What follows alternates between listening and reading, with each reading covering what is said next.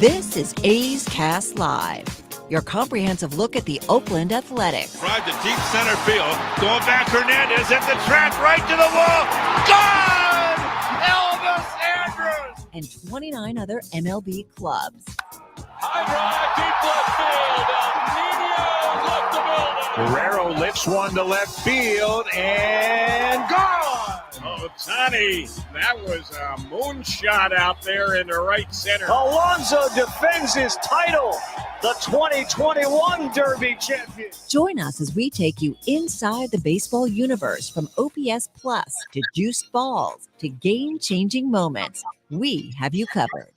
Spend your afternoon with us next from the town, only on A's Cast Live. Here's Chris Townsend.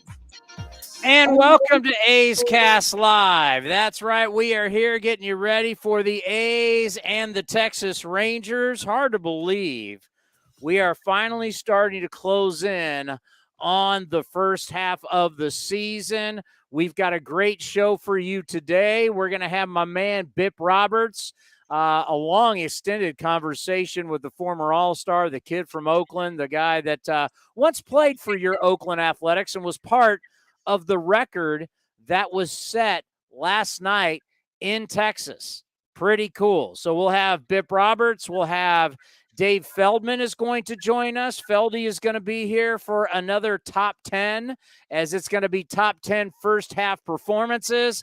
That is going to be at 3:25. Bip Roberts is going to be at 3 o'clock.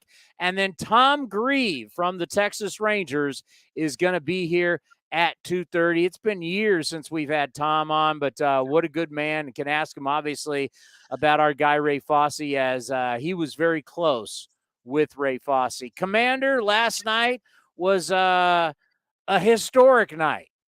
And it was, as Dave Feldman was just doing the high five outside of this room here at NBC Sports California, he sent me this. I don't know if you know this or A's fans know this, but the 8 runs in the 12th inning yesterday tied an Oakland record for runs in extra innings. Happened back in 1998 at Cleveland. They scored 8 in the 10th, and Bip Roberts actually had a bunt single in that inning. But the 8 runs last night in the 12th inning tied an Oakland record for runs in an extra inning, in extra innings game.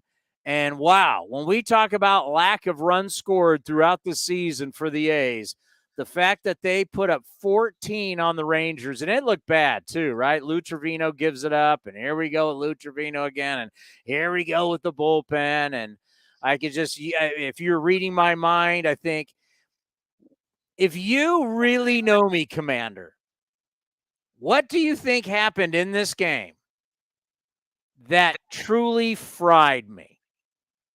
That I just went, you got to be kidding me. Besides the length of the game? No, not the length of the game. Okay, that'd be nice. Okay, let's take the length of the game. It actually happened in the game. A decision was made with a player, and I'm leading you to it, where I just went, you've got to be kidding me. I'm going to assume you're talking about Cap going out after only 5 innings. Oh, my God. I'm trying to get Oakland in here. Let me I'm still feeling my way in this studio. How is it possible, where we are in this season, you're almost 30 games under 500. We have dubbed this the year of discovery. We all know that it's the year of discovery, right? Correct. You got James Caprillion, who has an Oakland record of 24 straight starts of 6 innings or less. This is not the kind of record you want to be having. And you got this record, and you're getting pulled with 70 pitches after 5 innings. I mean, pitchers give up runs. That's okay. You can give up 2 or 3 runs. We can't be in this world where you give up a couple runs and it's panic and you got to take a guy out. I haven't seen any reports. We'll find out. I mean, we're still hours from the game, but how are you getting pulled at 70 pitches? I mean, this is mid-season, man. We're not talking about the lockout anymore.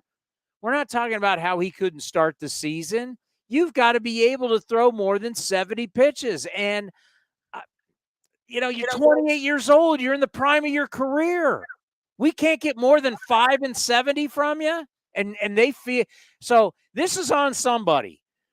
Either you got to be Cap and you got to say something, or this is the coaching staff or the front office telling you how they feel about you.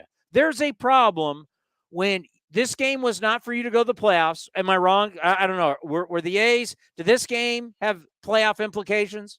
Unfortunately, it did not. Well, as they would say, still a lot of season left. It could mean something down the road. Okay. No, it doesn't mean anything right now. Left. I'll take that, counselor. I'll take that into consideration. Hey, by the way, you're dying to get to this bullpen? Do I need to read the bullpen numbers to you again? We're dying to get to this bullpen. Why is Caprillion going 70 pitches? I don't care if he gave up 20 runs. This guy needs to go out and give us 6-7 innings. He needs to get into the 7th inning. This means in the 7th inning, he just needs to get 1 out to get rid of the streak. 1 out in the 7th inning. 5 and 70 is not getting it done.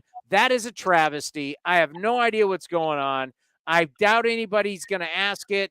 They're on boots on the ground. We'll find out maybe, and maybe we can ask something later. But by the time this is our last show before the break, right? Correct, it is.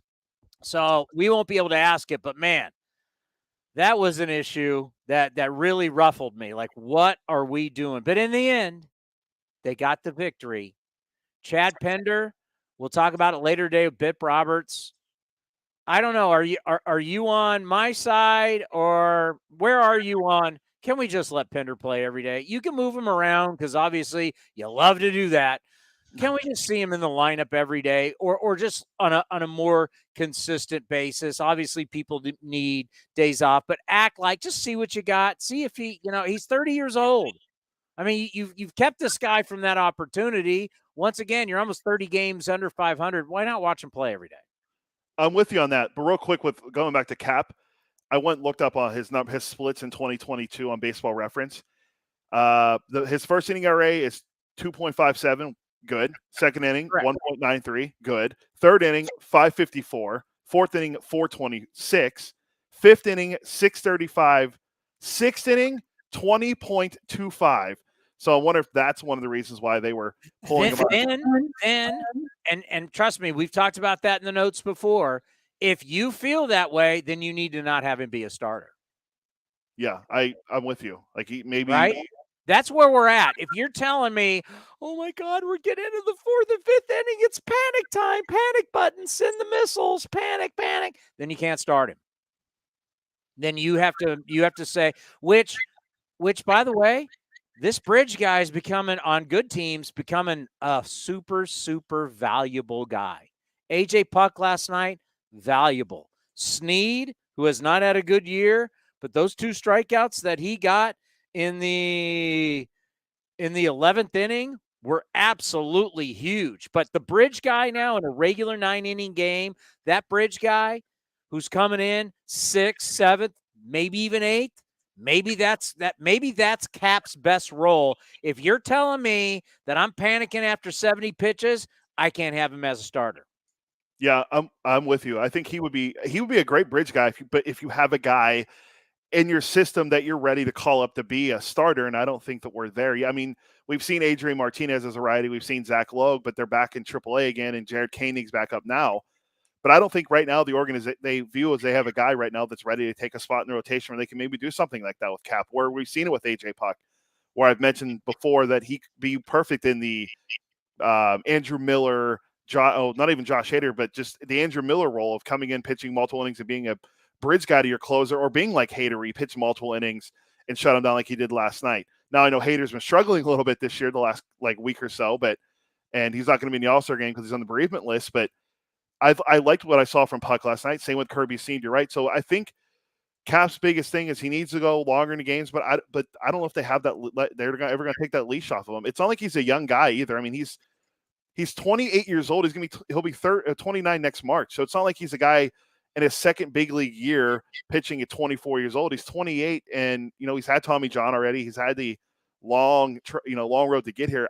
I'm with you. I think that they need to either let him go or put him in a bridge spot and maybe call somebody else up in the minor leagues that you trust. Let him go's a little strong. I would let him go longer. Yeah, like let him go longer in game. Okay. Just want to clarify. No, not like let him go, like trade him. But yeah, I was like, wait, whoa, that's a little strong. Little hot take there, Cody. The most pitches he's thrown in a game so far this year was he threw 99 on his second start of the year, which the A's lost 1-0 to the Twins in Minnesota. So his first start back, 99 pitches, he went 5 2/3. I somewhere here have a graphic that something that Nick, who does production here at NBC Sports California, the great Chelsea, will be doing tonight. Nick will be doing the show. It's fun doing all this, by the way, Cody. I like doing all this. It's like fun. It's like I miss doing the post-game show. Like last night, I'm like, oh, my God, there's things I could have had a lot of fun with last night. But doing the TV part for this and on NBC Sports California, it's fun for a couple days. Starting pitchers. Average pitch count. Where do you think it was in 2000? Probably around like 90, 95. It was 98.6. Okay, so closer to 100, obviously. 98.6. Where now it dipped all the way. Where do you think it dipped to? The lowest since 2000. It dipped during the COVID season. Makes sense. 60 games. You're getting what? Who led in starts? What was it? 11, 12 starts was the most you got? Yeah, I think it was either Trevor Bauer or Shane Bieber. Maybe you got 13 tops. I think both of them got around 13, the Cy Young winners that year. 11, 12, 13. That was, if you started, you stayed on rotation, stayed hurt, that's where you're at. What do you think the average pitch count for a starter in the COVID year was? 60 games. Pitch counts 81. It was 80.3. So you were close.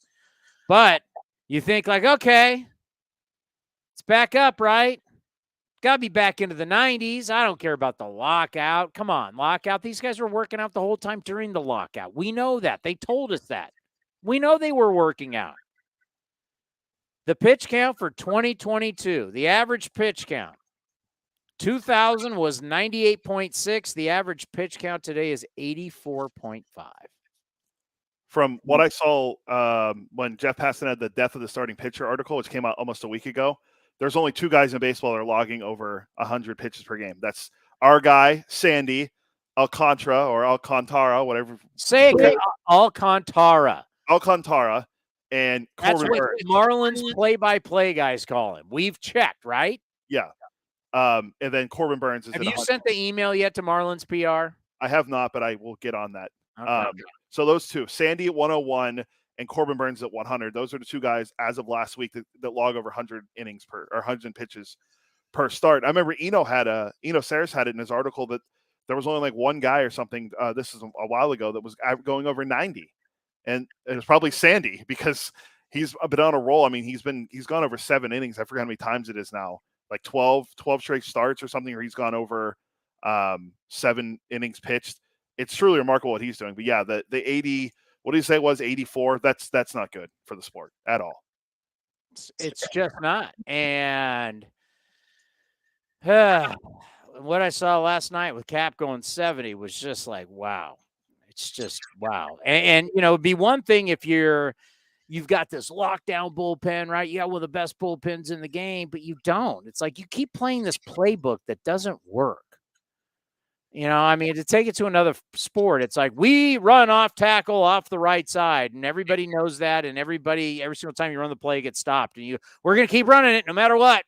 We'll put different linemen in there, different running backs, but this is the play we run, and we do it over and over and over again, and it doesn't work. Short starts, more bullpen has not led to success for the A's. Has not. All you got to do is go to the box score of last night's game, which I am doing as we speak. It's one of the reasons why I'm noticing, Cody, now just to let everybody know that we're not able to use our normal cameras for this show. So I'm having to do this off my laptop. So I'm going to be working on the laptop. I like it better when I can have the laptop over here and the camera's on you. So I just want to let people know that. But looking at last night, I mean, are you telling me we're really jumping to get to a bullpen that's got Pruitt closed it out with a 5.09 ERA. Snead came up big, but he's got a 6.63. Jackson's got a 3.09, and Lou's got a 7.11. Even Puck, who you gush over, has jumped all the way to 2.43. Normally, 2.43, you'd be like, hey, Townie, that's pretty good. But it was at like 0.70 at one point. Yeah, so it was gone up way. I mean, so I don't know if there's anybody. I mean, Acevedo, who you've used a ton. I don't know. Unless you're trying to move guys at the deadline and you're trying to show that these guys can get outs. I mean, looking at their numbers, it's just common sense that says you don't rush to get to these guys. Yeah, and I have the stats right here. If you look at the bullpen overall, the A's have the second highest bullpen ERA in baseball at 4.32. Blue Jays are close. We can get to them in a little bit because they made some news today. Well, yeah, we should get to them because that's actually the but go ahead quickly. 16 blown saves. They've allowed 148 walks. That's the second most in the American League behind only the Royals. So the bullpen has been good. A.J. Puck has been solid. He has that ERA under 3. That's something to bank on. He's actually under 2.5. But, yeah, the Blue Jays made a lot of news today. And they stole the thunder from NHL's free agency period. It was like 12 minutes in the free agency. Canada's making all these moves, Ottawa and Edmonton. And then all of a sudden the Blue Jays make some news with the announcement of they let go of Charlie Montoya, their manager, and they're actually 46-42. They're not struggling. They're struggling a little bit, but they're not bad like the Angels and Phillies were. Well, it's going to what I've been saying. The whole baseball mentality of you got to let it breathe. You got to give it time. Time is running out. People don't have time. The game is changing, and we need people to be competitive, and we need people to win. And the old school baseball mentality is slowly but surely, in so many different ways, business-wise, on-field-wise, is being ushered out. It really is. People don't have time. People don't want to hear the excuses. They don't want to hear it. Perform. This is a performance-based business like any other business. And now people are getting called on it faster than it's ever happened before. In other sports, they already do it. But once again, baseball's already behind. I mean, you'll hear all the time, he's a good baseball man. I don't even know what that means. He's a good guy and he works in baseball. He's a good baseball man. It's a cliche. Let me tell you something. If you're running a company and your stocks are bombing, guess what? The board's going to throw your ass out as CEO. You're going to be gone because they're not going to sit there and watch you just lose money and lose money and lose money and go, hey, he's a good CEO man. You ever hear that? If you have a business that's struggling, they're not going to go, he's a good GM man. He's a good baseball man. No, good businessman. Fired. You're going to get fired. And that's where look, Joe Madden, you lost 14 straight. This team's sinking. We've heard enough. You're out. And I don't know much about Charlie. Seemed like a good dude. Came from he was on the Rays coaching staff under Cashy. That's where he came from. Seems like a good guy, but guess what? You're 500 for 4 seasons, 236 and 236. And they've got high expectations and they want to win. And the team has not lived up to what they thought the year was going to be. And right now you're in a super competitive division and you're 46-42. We're going to read something to you today too that's really alarming. I sent to Cody last night about the pitchers going into this draft. I mean, it's alarming scary, the amount of injuries we are dealing with the pitchers in this draft. And how many of these guys, it's either It's like no one has a clean medical record. It's like either Tommy John, shoulder surgery, buyer beware. I mean, I well, we'll get into that a little bit later, but I'm starting to understand it more and more. And, people don't want to let somebody have 4 or 5 years to figure it out. And, think about the hierarchy in a business, right? The general manager usually is going to get what? 2 managers? You're usually going to get 2. You're not going to usually get 3.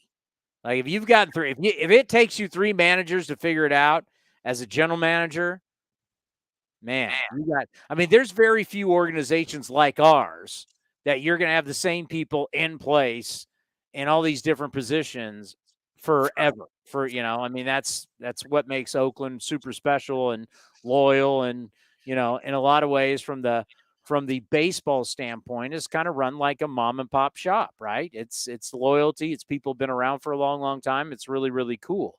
But in the rest of the regular sports world, it's not run like that. Look at the Golden State Warriors. Can you imagine a regular old school baseball person trying to break down how the Golden State Warriors did it? Think about it. Just think about it. Mark Jackson was successful. Mark Jackson came in, changed the culture. Under Mark Jackson, Steph Curry became one of the greatest players of all time. That Klay Thompson and Steph Curry became the greatest backcourt of all time. And that all happened. They became a defensive club.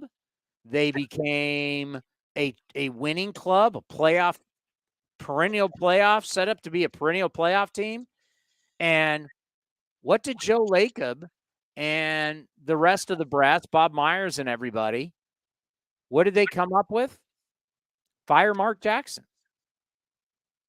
How do you think regular old school, he's a great baseball man, baseball people would have done? What would they have been comfortable with, Cody? If I put you in the shoes of somebody who's been in the game, I've been in this game for 30 years, and and the way that all the stuff that we hear has to happen to be successful. What would a non-progressive, forward-thinking, look at the back of the baseball card, he's a great baseball man, what would they have done with the Golden State Warriors at that time? Oh, they would have kept Mark Jackson. Why? Because he was winning already, and he's a good he's a basketball legend, good basketball man. Had been a broadcaster, player, great with the media. Everybody loves him. Everybody thinks he's a spiritual man. They would have come up with the amount of stuff that they would have came up with. And then now we know it's easier. Hindsight's 2020, but now it's a lot easier to know exactly what was going on behind the scenes. But yeah, they would have been like, he's a good baseball man. Keep him. It takes time. You got to let this thing develop. Nope. They said, this guy is not getting us to the next level. He's not the guy. We see it. We'll bite the bullet because it's not going to be popular. What the hell has Steve Kerr ever won? But Steve Kerr impressed. They believed Steve Kerr could take their business to the next level. Did that decision work or not? They've won 4 titles since Steve Kerr took over. Correct. Remember, he also won how many titles as a player? 5. And he was also a general manager that was very successful with the Phoenix Suns. They almost went to the NBA Finals. With Steve Nash and Amar Stoudemire and Mike D'Antoni, they were very successful. Then he stepped down, became a broadcaster. Then he became a head coach. They won 4 titles. There was 2 years where they were down years where the Warriors, Steph was hurt and no Kevin Durant was gone and Klay was hurt. But what they've been able to do and change the culture for the Golden State Warriors, where people didn't even know where the hell Golden State was 10 years ago. Maybe people might say, "Oh, yeah, I was watching when the We Believe Warriors won." No, you weren't. Oh, yes, we were. They were popular. What are you talking about? No, I'm not. I'm talking about people. Hell out of here. What are you talking about? They were popular. You can mean the ratings for in this building, which was at that point Comcast Sportsnet. No, I'm not talking about here. I'm talking nationally. Oh, no. Their ratings that first series against the Mavericks were off the charts. But I'm talking about other than that. No one's watching the Warriors. I'm just calling you on what's going on. You weren't even in. Were you even in the Bay Area for the We Believe Warriors? I was a senior in high school. Yeah, exactly. Take your Pittsburgh. You don't know just because you produced a sports talk show talk Warrior. You don't know. Yeah, I don't. They were very popular, by the way. I've only known that the Warriors were successful all those years I worked in radio. The Warriors, all they do is win championships. So the point is, what was happening in Toronto, we don't know. We know he had success. We know he's 500 as a manager, but something was going on. Something that they felt that this guy has gotten us to a level. If we want to, I mean, let's face it, Cody, you got the Yankees, you got the Red Sox, you got the Rays. I mean, if you get to a point where you think, hey, we got all this great young talent, we've spent money, we're spending money. This is if we're going to get over the hump, we need a new guy leading the ship. Do you blame him for the move? But once again, we don't cover the Blue Jays. We don't know exactly what's going on. But to fire a guy before the All-Star break, more than past the midway point, I think something's going on. But it's telling you we need a different voice if we want to get to where we want to get to. I agree with that. And if you look at their stats, purely, Vlad Guerrero is not having the year that everyone expected him to have. He's still having a decent year, but a lot of their guys aren't having big years. Jose Barrios, who they gave the 7-year, $131 million extension to, how can I put it nicely? He stinks so far this year. He's 7-4 with a 5.38 ERA and 18 starts after signing that mega deal. Now, he was good last night for them in their win against the Phillies, but that's it. Like, you're not getting much out of him. Kevin Gausman's been pretty good, but, I mean, you're banking on the free agent signings and the guys who were good for you last year to be good. Ryu's hurt. Your bullpen has the third highest ERA in baseball and in the American League. Like, they have a lot of struggles on their team right now, and they're hoping maybe a change will fire them up because look at the Phillies. The Phillies got rid of Girardi, brought in their bench coach, and he's doing well. And, Snyder's going to be the new the new interim manager for the Blue Jays. It's not working for the Angels. They're 11-20. They have the same record as the Pirates right now, 38-50. That's going over well in my household. By the way, that's a whole different ball game. That's a mess no matter what. And you mentioned the Blue Jays have to play the Yankees and the Rays and the Red Sox. Baltimore's 2 games behind them in the wild card race. The Mariners just tied them today with the Mariners win. If the season ended today, they'd be tied for the final wild card spot. And by the way, our friend of the program, Brandon Hyde, let me tell you something. If they finished in last place with a bad year like they were, I don't know, 30 games under 500. I was going to say 52 and 1, like 110 or something. There was a good chance he wouldn't be brought back. No, for sure. No. Remember, he kind of indicated that to us, the manager of the Blue Jays, which we had on A's Cast Live. Once again, this is where you come for baseball, just not for A's. You come here for all Major League Baseball.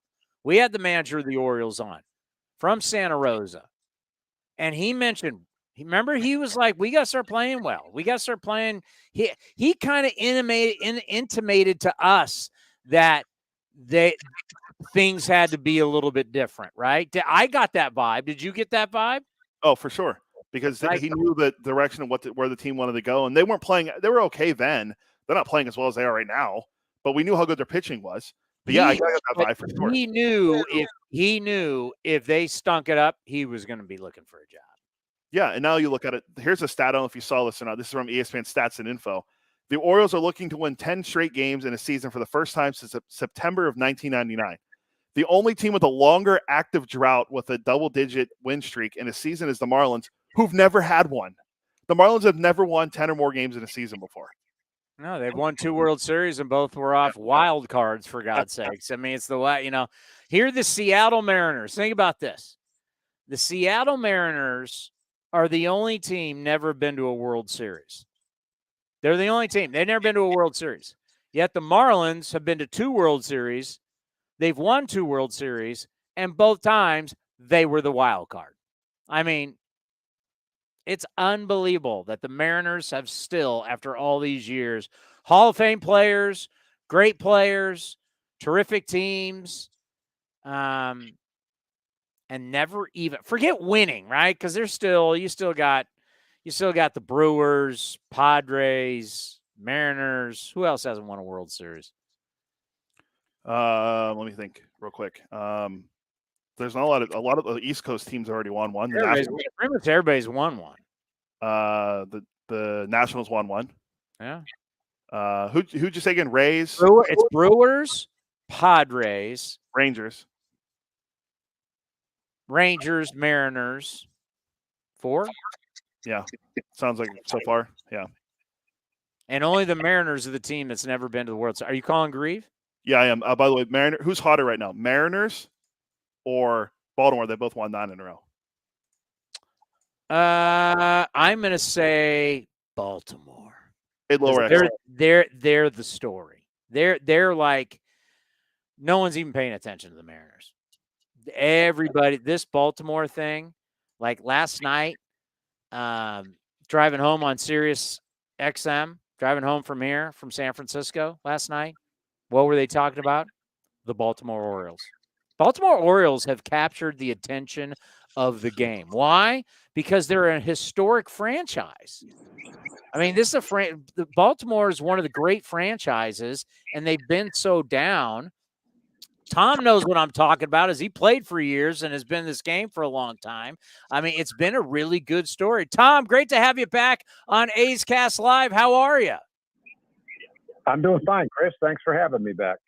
We were just talking about the Baltimore Orioles and how they're kind of at a point grabbing the attention of everybody in the game.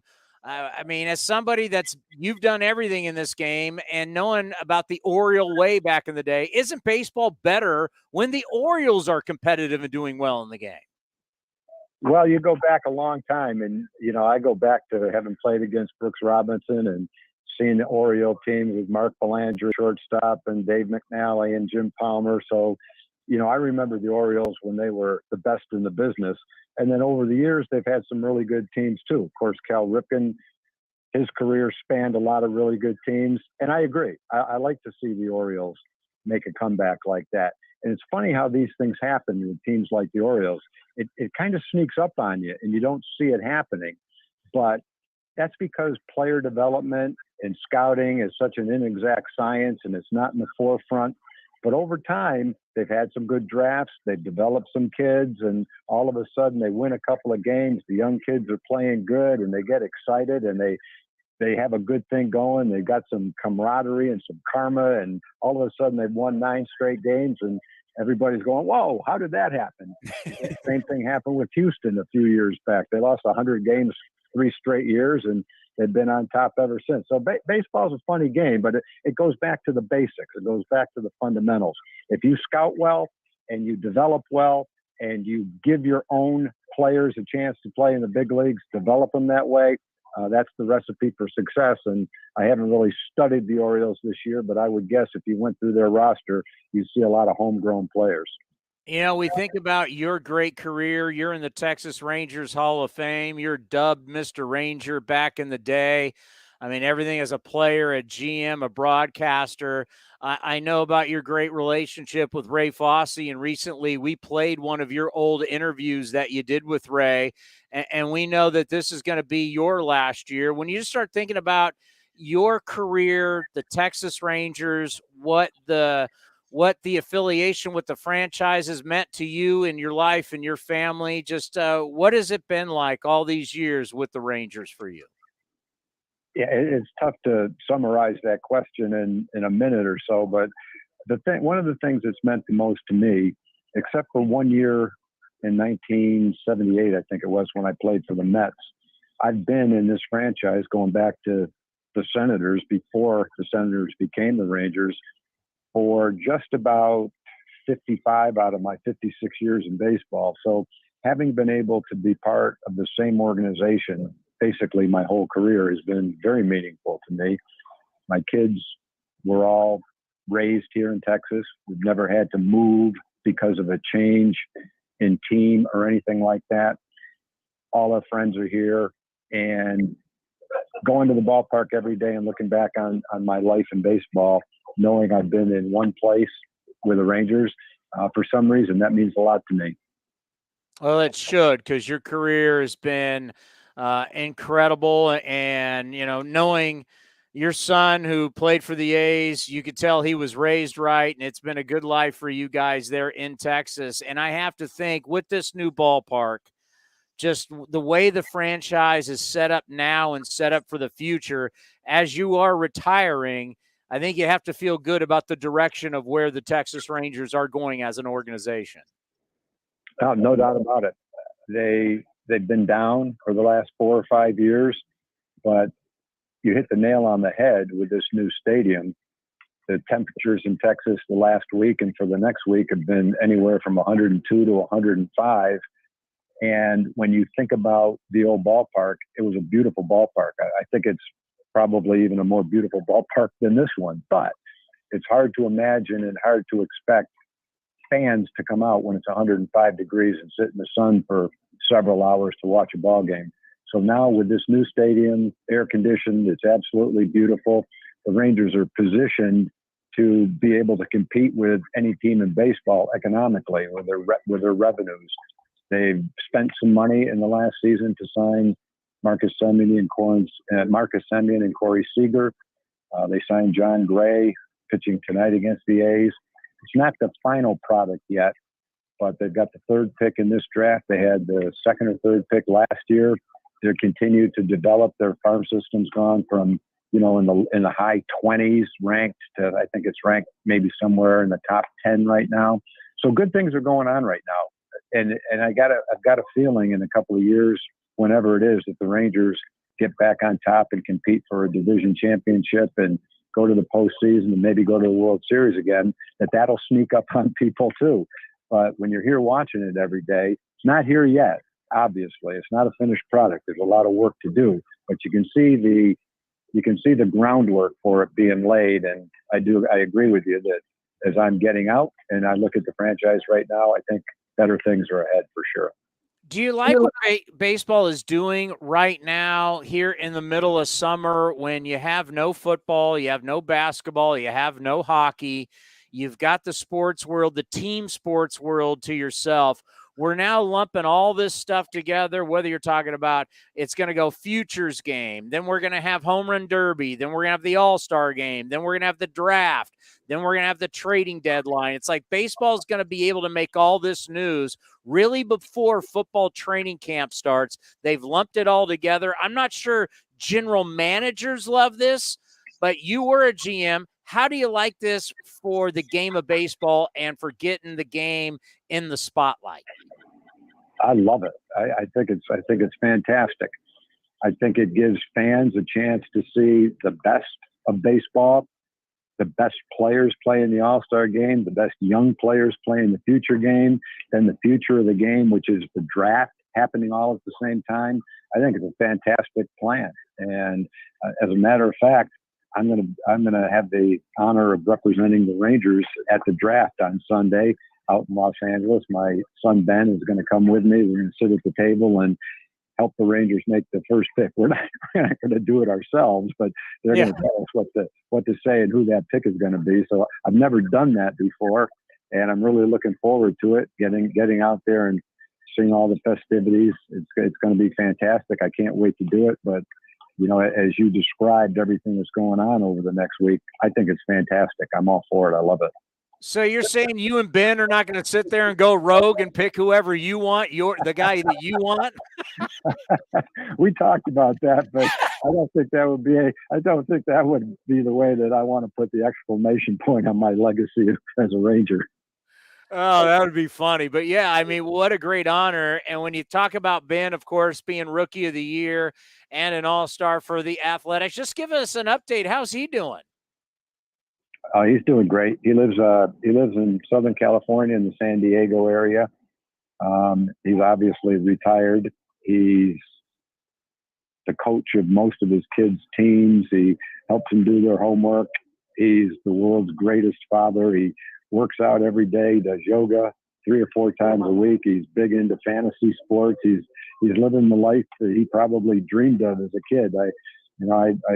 He knew that my goal from the time I was 5 years old was to be a major leaguer, and I think that was the same with him. And so for a dad to see that happen with him was heartwarming, and now to see the way that he's bringing up his kids and the kind of kids my grandkids, his kids have become is another thing that's heartwarming. So I'm proud of him. I can't wait to see him and take part in the draft this Sunday. You know, obviously it was so tough on all of us to lose our great friend Ray Fosse, and we've been honoring him all season long. And like I said earlier, we recently played a interview that Ray did with you. Now that you've had time to reflect a little bit, I know whenever you probably see the Oakland Athletics, it's got to be tough when you think about your dear friend Ray Fosse. Well, that's absolutely true. You hit the nail right on the head when you just said that. When the A's come into town, one of the things as I'm driving to the ballpark for the first game of the series or taking the bus out to the Coliseum for the first game of the series out there, the first thing I expect to do is get off the elevator, walk up to the broadcast booth, and go say hi to Ray. And when he comes to our ballpark, he would do the same thing. And the thing that stands out, and I think you could talk to anybody that knew Ray, when you shake hands with him, he's got the world's biggest hand and the world's strongest handshake. And you have to brace yourself, make sure you get the right angle with your hand, and because he's not going to let up the way he shakes your hand. I'll never forget that about him. But I loved talking to him. He was old school all the way. He would vent a little bit about certain things that are going on in the game, but the one thing that you can't deny is how much he loved the game. I loved playing against him. Thinking back about Ray, the one thing I wish that had happened in his career, I wish the throw to the plate in the All-Star game got there about a second earlier so that he could have caught that ball and braced for the collision with Pete Rose. And if that had happened, that might have ended Pete Rose's career, because Ray was, a big, solid, strong linebacker type. And I just hated to see that collision with Ray's arms raised up in the air, and Pete barreling him over at the plate. Would have been an entirely different thing if Ray had that ball a second earlier. So when I think about his career, that's one thing I think of. But the other thing that I know about Ray, and I saw it every time that I was with him, is how much he loved the A's organization, how much he loved his relationship with the team. He was down on the field constantly talking with the players. He had energy. He was a great broadcaster, a great baseball guy. And I think if you talk to 100 other baseball people, they would give you the same version of what I just said. He was a treasure. He was a baseball treasure. He was a treasure for the Oakland A's. And for those of us that knew him well, it was a sad day when we learned of his passing. Well, the same can be said about you with the Texas Rangers. I mean, going back to the early 70s to where we are now. I mean, if you're a Rangers fan, their entire life, they grew up with you either as a player, a broadcaster, a general manager with this organization. I know the goodbye is not going to be easy because this has been your life. But when you think about it, is there anything that you think, man, if there's one thing I will miss after all these years, there's probably a lot that you're like, I'm not going to miss. But if there's one thing, what is it you think you'll miss? I think the thing that most people miss the most, and it's true with me too, the first day that I was retired as a player, the thing I knew I was going to miss the most was the relationship with the players in the clubhouse, the camaraderie that you have with the players. Because once you're retired, once you leave a team, it's never the same. I could go back into the clubhouse the next year with many of the same players there, and they're all going to be friendly and it's all going to feel great, but it's not the same when you're wearing the same uniform. And so when I broadcast my last game at the end of this season, I'm sure I'll feel a lot of the same things about all the people that I've met when I worked in the front office, all the people I've met when I've been a broadcaster, both in our organization with the other teams. That's one thing. I don't miss the travel. I know I'm getting out at the right time. I don't think I'm going to look back and feel like I retired too soon or anything like that. But the one thing I do think about a lot and miss all the time are all the people that you meet, the relationships that you have. I think that when most people retire from baseball, whatever their job is, that's probably a similar feeling that everybody has. People in baseball are such wonderful people. There's so many stories to tell, so many great times, so many laughs. The season unfolds over 162 games, and there's so many things to talk about and remember that when you're out of it and you're not in the middle of it, you don't have those same relationships and conversations. I think that's probably what I'll miss the most. Great stuff. Enjoy the break. Enjoy the time with Ben in Los Angeles, and we'll talk to you in the second half. Okay, thanks, Chris. Great being with you. Thank you, Tom. Tom Grieve, Rays legend, baseball legend. This guy has been with the Texas Rangers dating back to the Washington Senators since I was born, even before I was born. I think what was his first year, 1970? Yeah, he's been with the organization. I mean, well, that's 52 years. Yeah, it's a long. Then he said 1 year with the Mets. Yeah, it's been a long time. When I think of long-term broadcasters, I mean, he's one of the first guys I think of. Wait a minute, hold on. He left the Rangers for 2 years, 78, 79. So basically 50 years he's been with one organization. One organization. That is unbelievable. And then probably not bad to go to New York and St. Louis and get that vibe for a couple of years, but pretty amazing. What a career. And I don't know if we'll get him again this year, but it's always great to have him on. And here, Ben's doing well. I remember covering Ben's Rookie of the Year press conference. It was at the old famous North Beach Italian restaurant right across from the park. I can't remember the name. It mysteriously burned down. God, it was famous. I can't remember what the name of it was.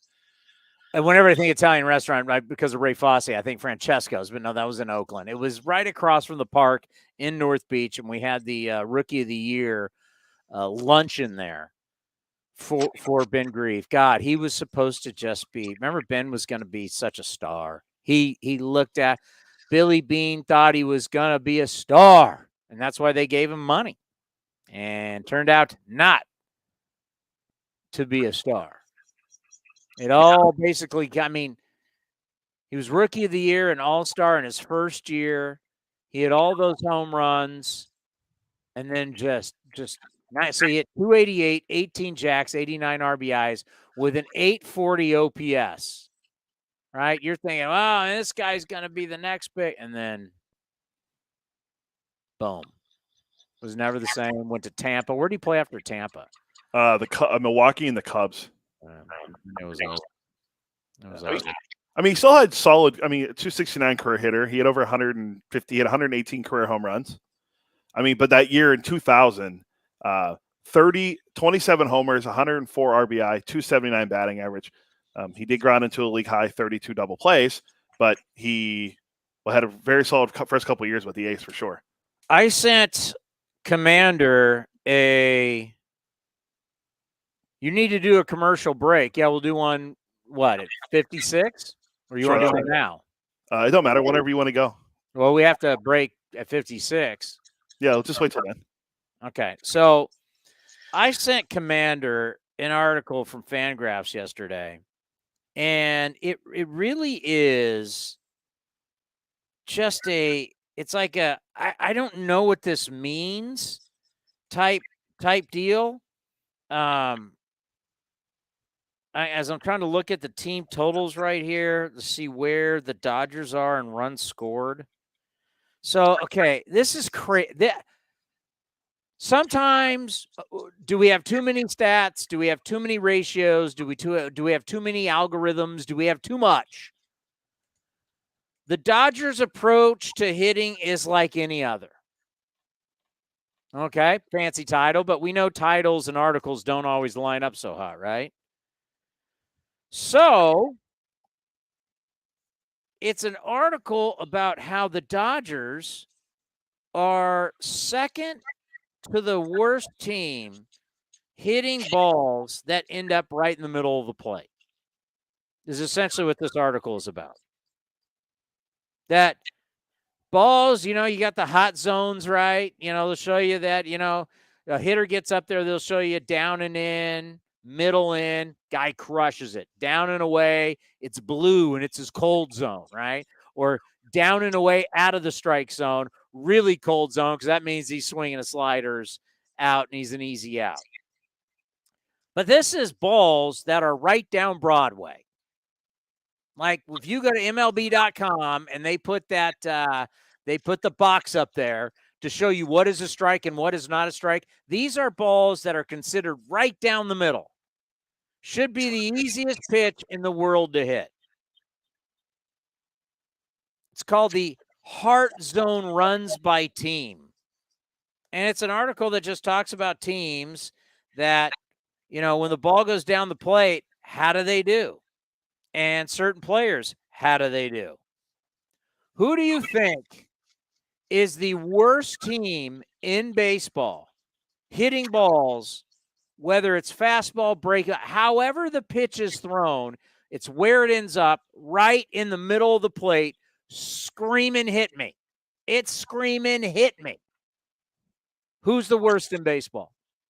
I'm going to take a wild guess and take a wild guess.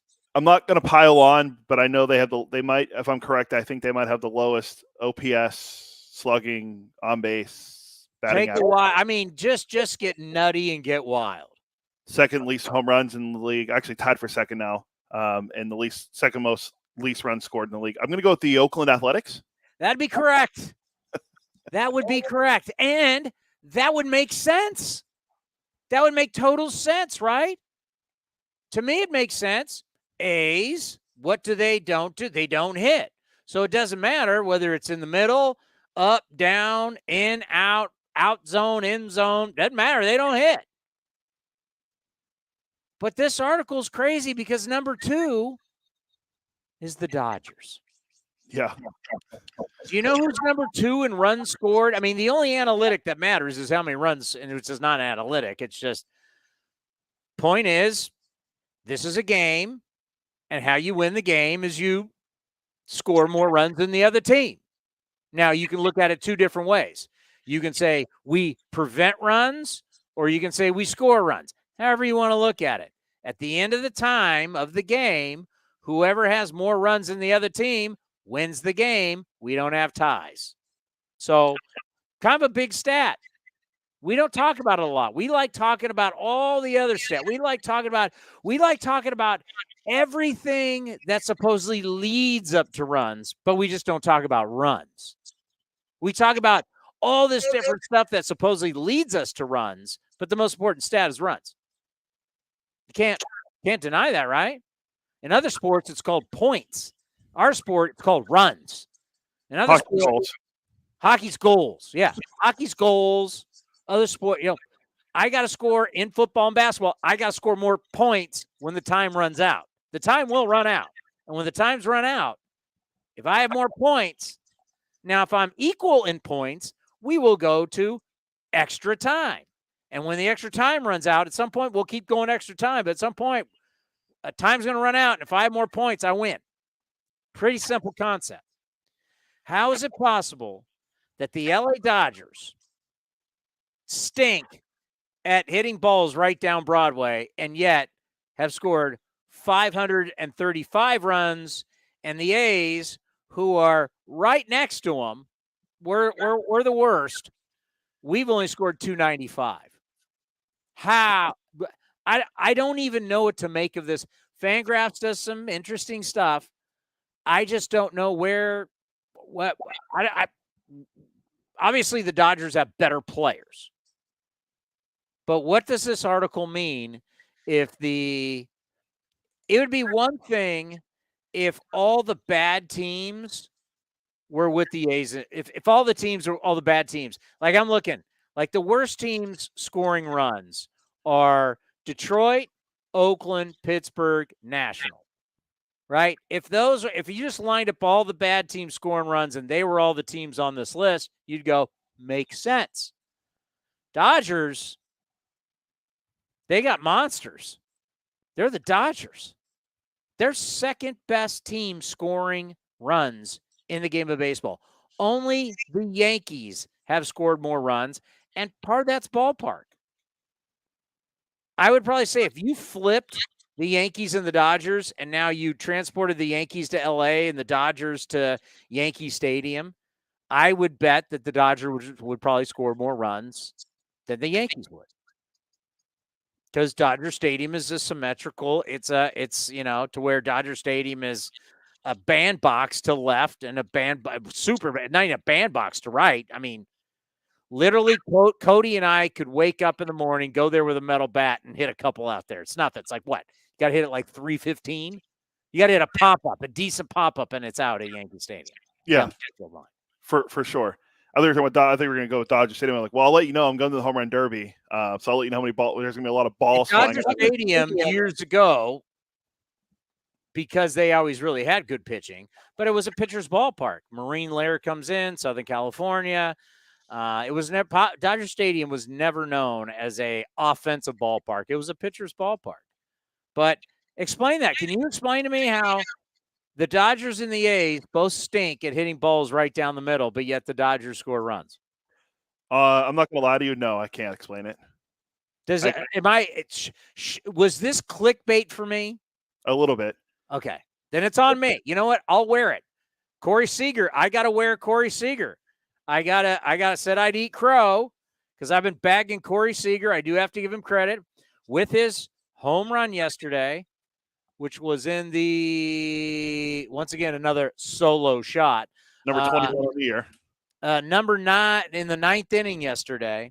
Corey Seager joins Alex Rodriguez, who did it twice, and the great Eddie Miller, who, of course, you remember. Eddie Miller, remember him?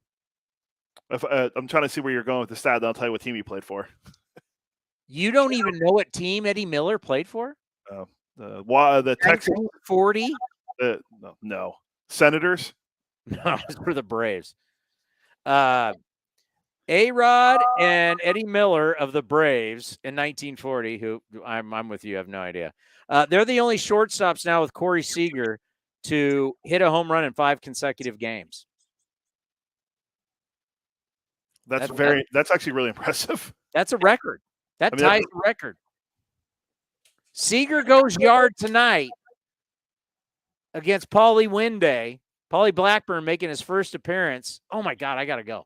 Paulie Blackburn making his first appearance as an Oakland Athletic. He makes his first appearance being an All-Star. First appearance after being named an All-Star. There you go. First appearance after being named an All-Star.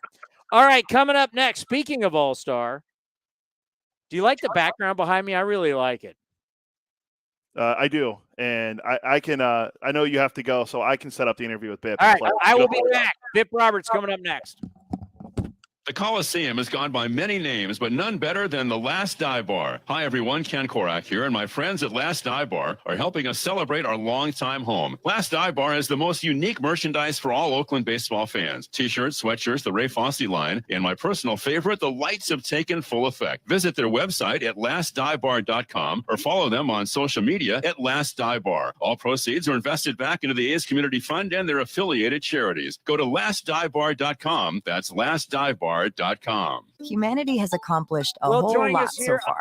We created penicillin, the automobile, and the internet, not to mention drones, duct tape, and the hot dog. It's all thanks to the power of human connections. And Ring Central's here to make that even easier, more seamlessly and securely, on a platform built to grow your business. Say hello to a whole new way to say hello. You're on A's Cast Live and new things. Ring Central. Message, video, phone, together. Unlock offers and receive exclusive in-game features by downloading the MLB Ballpark app for iPhone and Android today. Plus, get the latest information on game times, schedules, and more. If you're looking for a new mattress, Nest Bedding has you covered. Sleep on the same mattress Hall of Famer Ricky Henderson sleeps on. Nest Bedding is a national brand with family-owned prices and service. You can shop at one of their Barrie locations, and all stores are sanitized and safe, or you can navigate their easy-to-use website, nestbedding.com. That's nestbedding.com. Green and Gold fans, use the coupon code Oakland and you'll get 10% off your entire order. Nest Bedding, love where you sleep. Coming in at 5'3", it's number one mom. She switched to Xfinity and got the all-new 3-for-1 bundle. Unlimited internet, streaming, and Xfinity Mobile. All for what you could pay wireless companies for just one 5G unlimited line. Boom shakalaka. Go to Xfinity.com/3-for-1, call 1-800-XFINITY, or visit an Xfinity store today.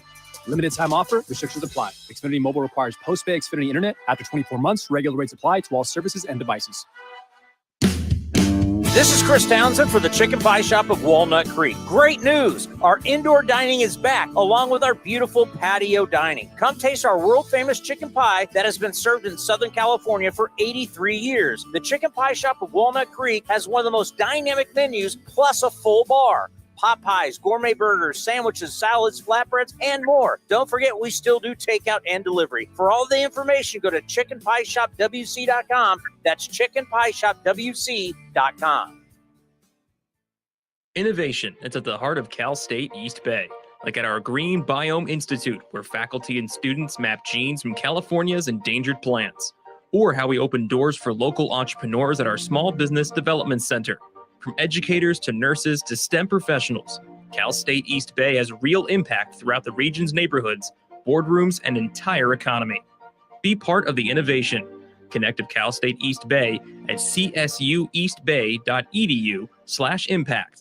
Hey, A's fans, you know that running your own business is a slugfest every day. That's why businesses have been counting on Mechanics Bank since 1905. From operating lines of credit to equipment and real estate loans, they can help build your lineup to meet today's challenges and prepare for tomorrow's opportunities. Stop by your local branch or visit mechanicsbank.com today. Mechanics Bank, the official East Bay bank of the Oakland A's. Member FDIC and equal housing lender. All loans subject to program eligibility and credit approval. Hey, A's fans, we've got a great deal for you. Get 4 tickets and parking for all Friday night games starting at just $39. Pick from great matchups, post-game fireworks and drone shows, giveaways, and more. Outside corner, ring him up. And Eaton can't believe it. Grab the crew and head to the Coliseum with friends and family any Friday night this season. 4 tickets and parking starting at just $39 for the whole group. Tickets are available at athletics.com. That's athletics.com. A's Cast Live continues from the town. Here's Chris Townsend. All right, well, earlier today, before the show, Townie caught up with Bip Roberts. They're actually taping an interview right now with Aviators catcher Shea Langoliers, the A's #1 prospect in the minor leagues. So that's why they're not here right now, but we'll play the part of their full interview from earlier today. Here's Townie earlier today with Bip Roberts, who you'll see on A's pregame live on NBC Sports California coming up at 4:30. Here on A's Cast Live. Yes, it is a special edition from NBC Sports California, the studios. It's a road game for us.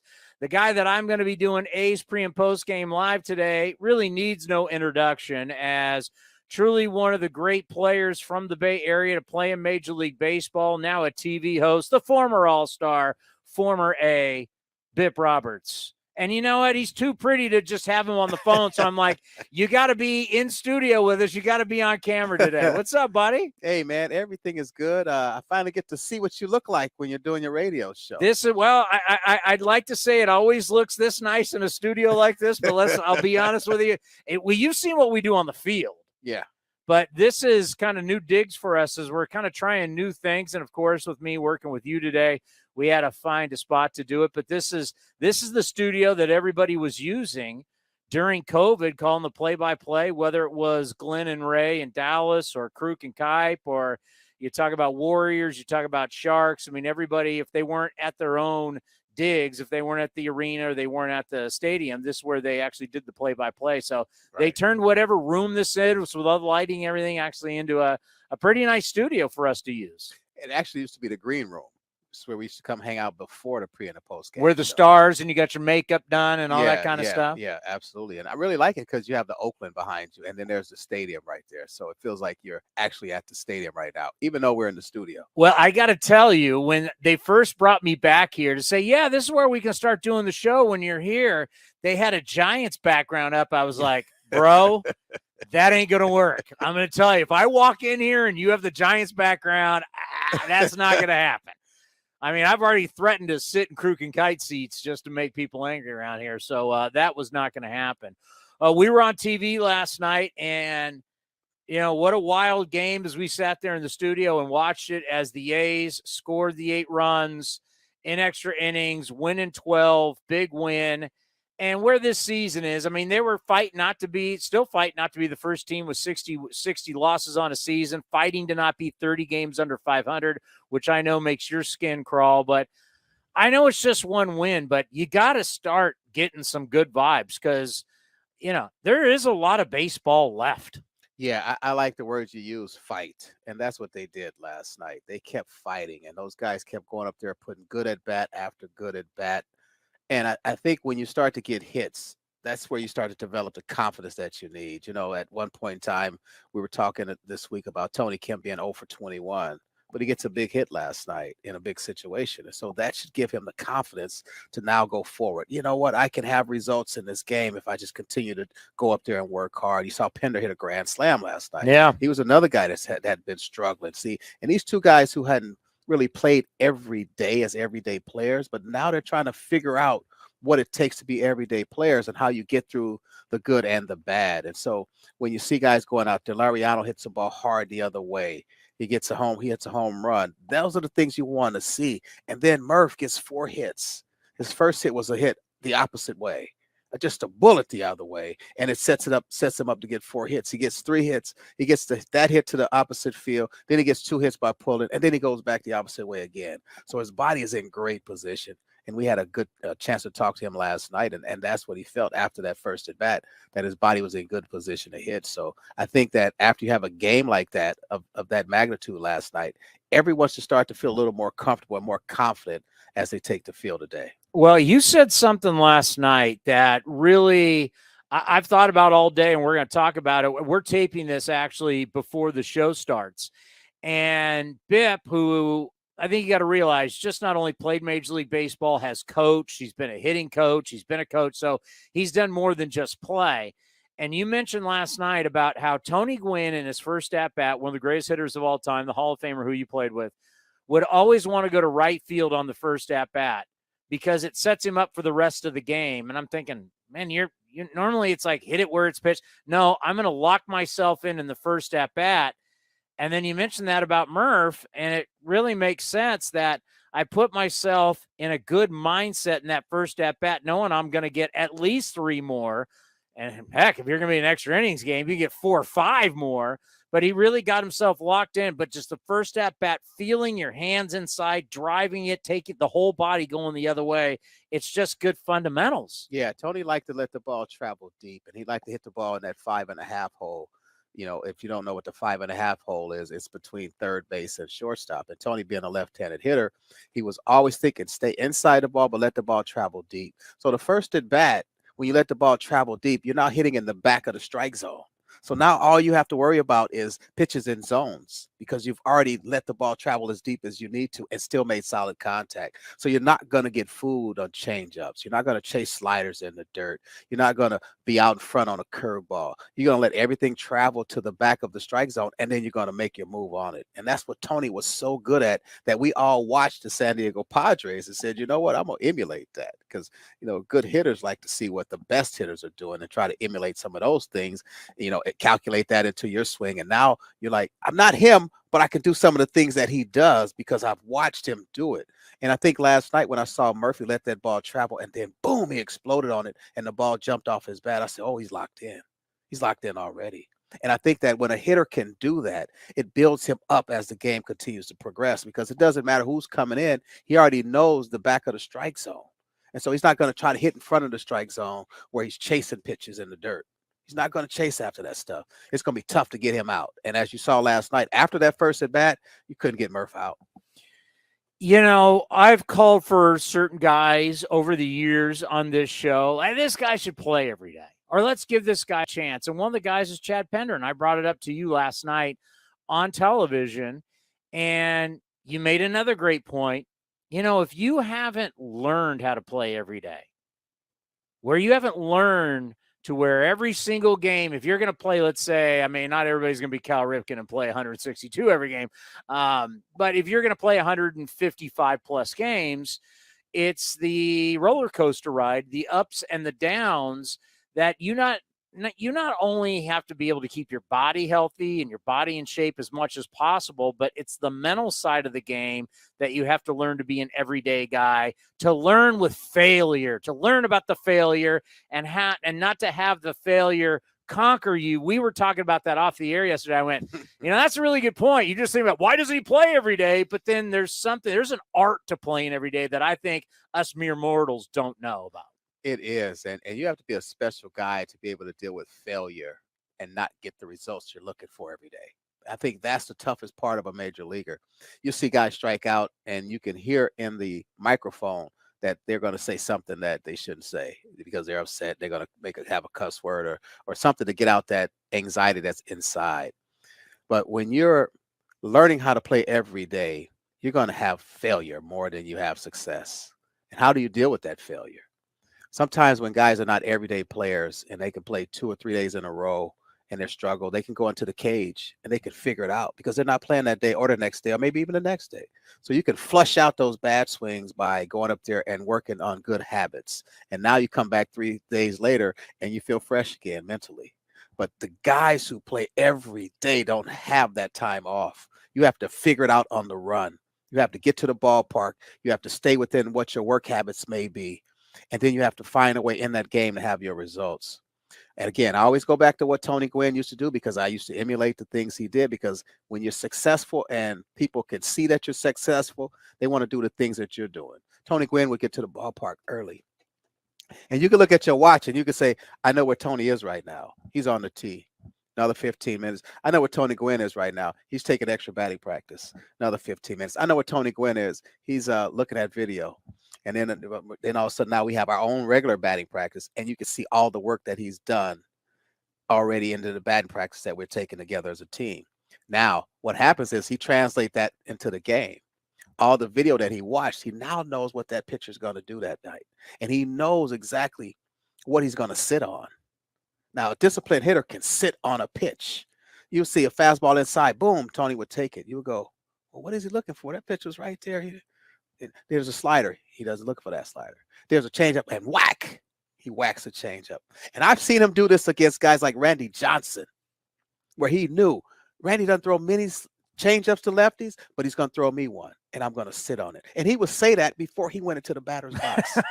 And he would sit on that changeup, get it, and whack it in the left field for a base hit. Yeah, that's what an everyday player thinks about. What are the weaknesses of this guy? Can he throw his secondary pitches for strikes? And if he does, I'm going to sit on one because he's going to come to it eventually. But you have to be disciplined. You have to be patient. And you learn that by playing every day. See, when you're a player who plays 2-3 days and you get a couple days off, you just go up there looking for fastball. You just said, you know what, I'm going to get a fastball and I'm just going to rip it. But the everyday hitter says, okay, this is how this guy's going to come at me. And I need to be disciplined to sit on this because I know that if I can get the results off of that, I can do that tomorrow, and then I can do that the next day, and I'll ride it as long as I can because I'm having success with it. Whereas that player who plays 1, 2, 3, he's just trying to get a couple hits, but he's not understanding that the longevity is I have to know what the pitcher's going to do to me, I have to adjust to him every pitch in the batter's box, and I have to keep my approach each and every time. I can't change it. I have never heard one sports psychologist. I've never heard anybody who works with people about being more successful in life, in business. I'll bring it back to sports, a sports psychologist that says chaos is good. Inconsistency is good. I've never heard anybody say that. And we talk, a lot of it happens in the two sports I really love, of course, baseball and golf's the same thing. Routine, routine, routine. I don't even have to bring up what you just brought up with Tony Gwynn, had this routine of every single day what he did to make him a great hitter. And some people will say, well, he's one of the greatest hitters of all time. Well, if the greats do it, that means the guys who aren't the greats really need to do it because it works. But yet, unfortunately, and this has been going on even in the years we've been very successful, and I'll talk more about it now because we're not successful, is we have no routine. We have chaos every day with where people playing, Where are you hitting in the lineup? Who's in, who's out? There's no rhyme or reason ever. And here you are, almost 30 games under 500. And I just say, man, why not just, we kind of know who's what. Why not have, if you're saying, I don't care, Nick Allen, if you go 0 for your next 80, you're leading off. I'm just using that as an example, or whatever you want to do. Just give me a week of consistency. Because to me, the guys who are not the greatest, not the elite, they need more consistency than anybody. I need it in my life, right? Yeah. I need it for these shows. I get ready for shows. There's a difference Monday through Friday. I work every day.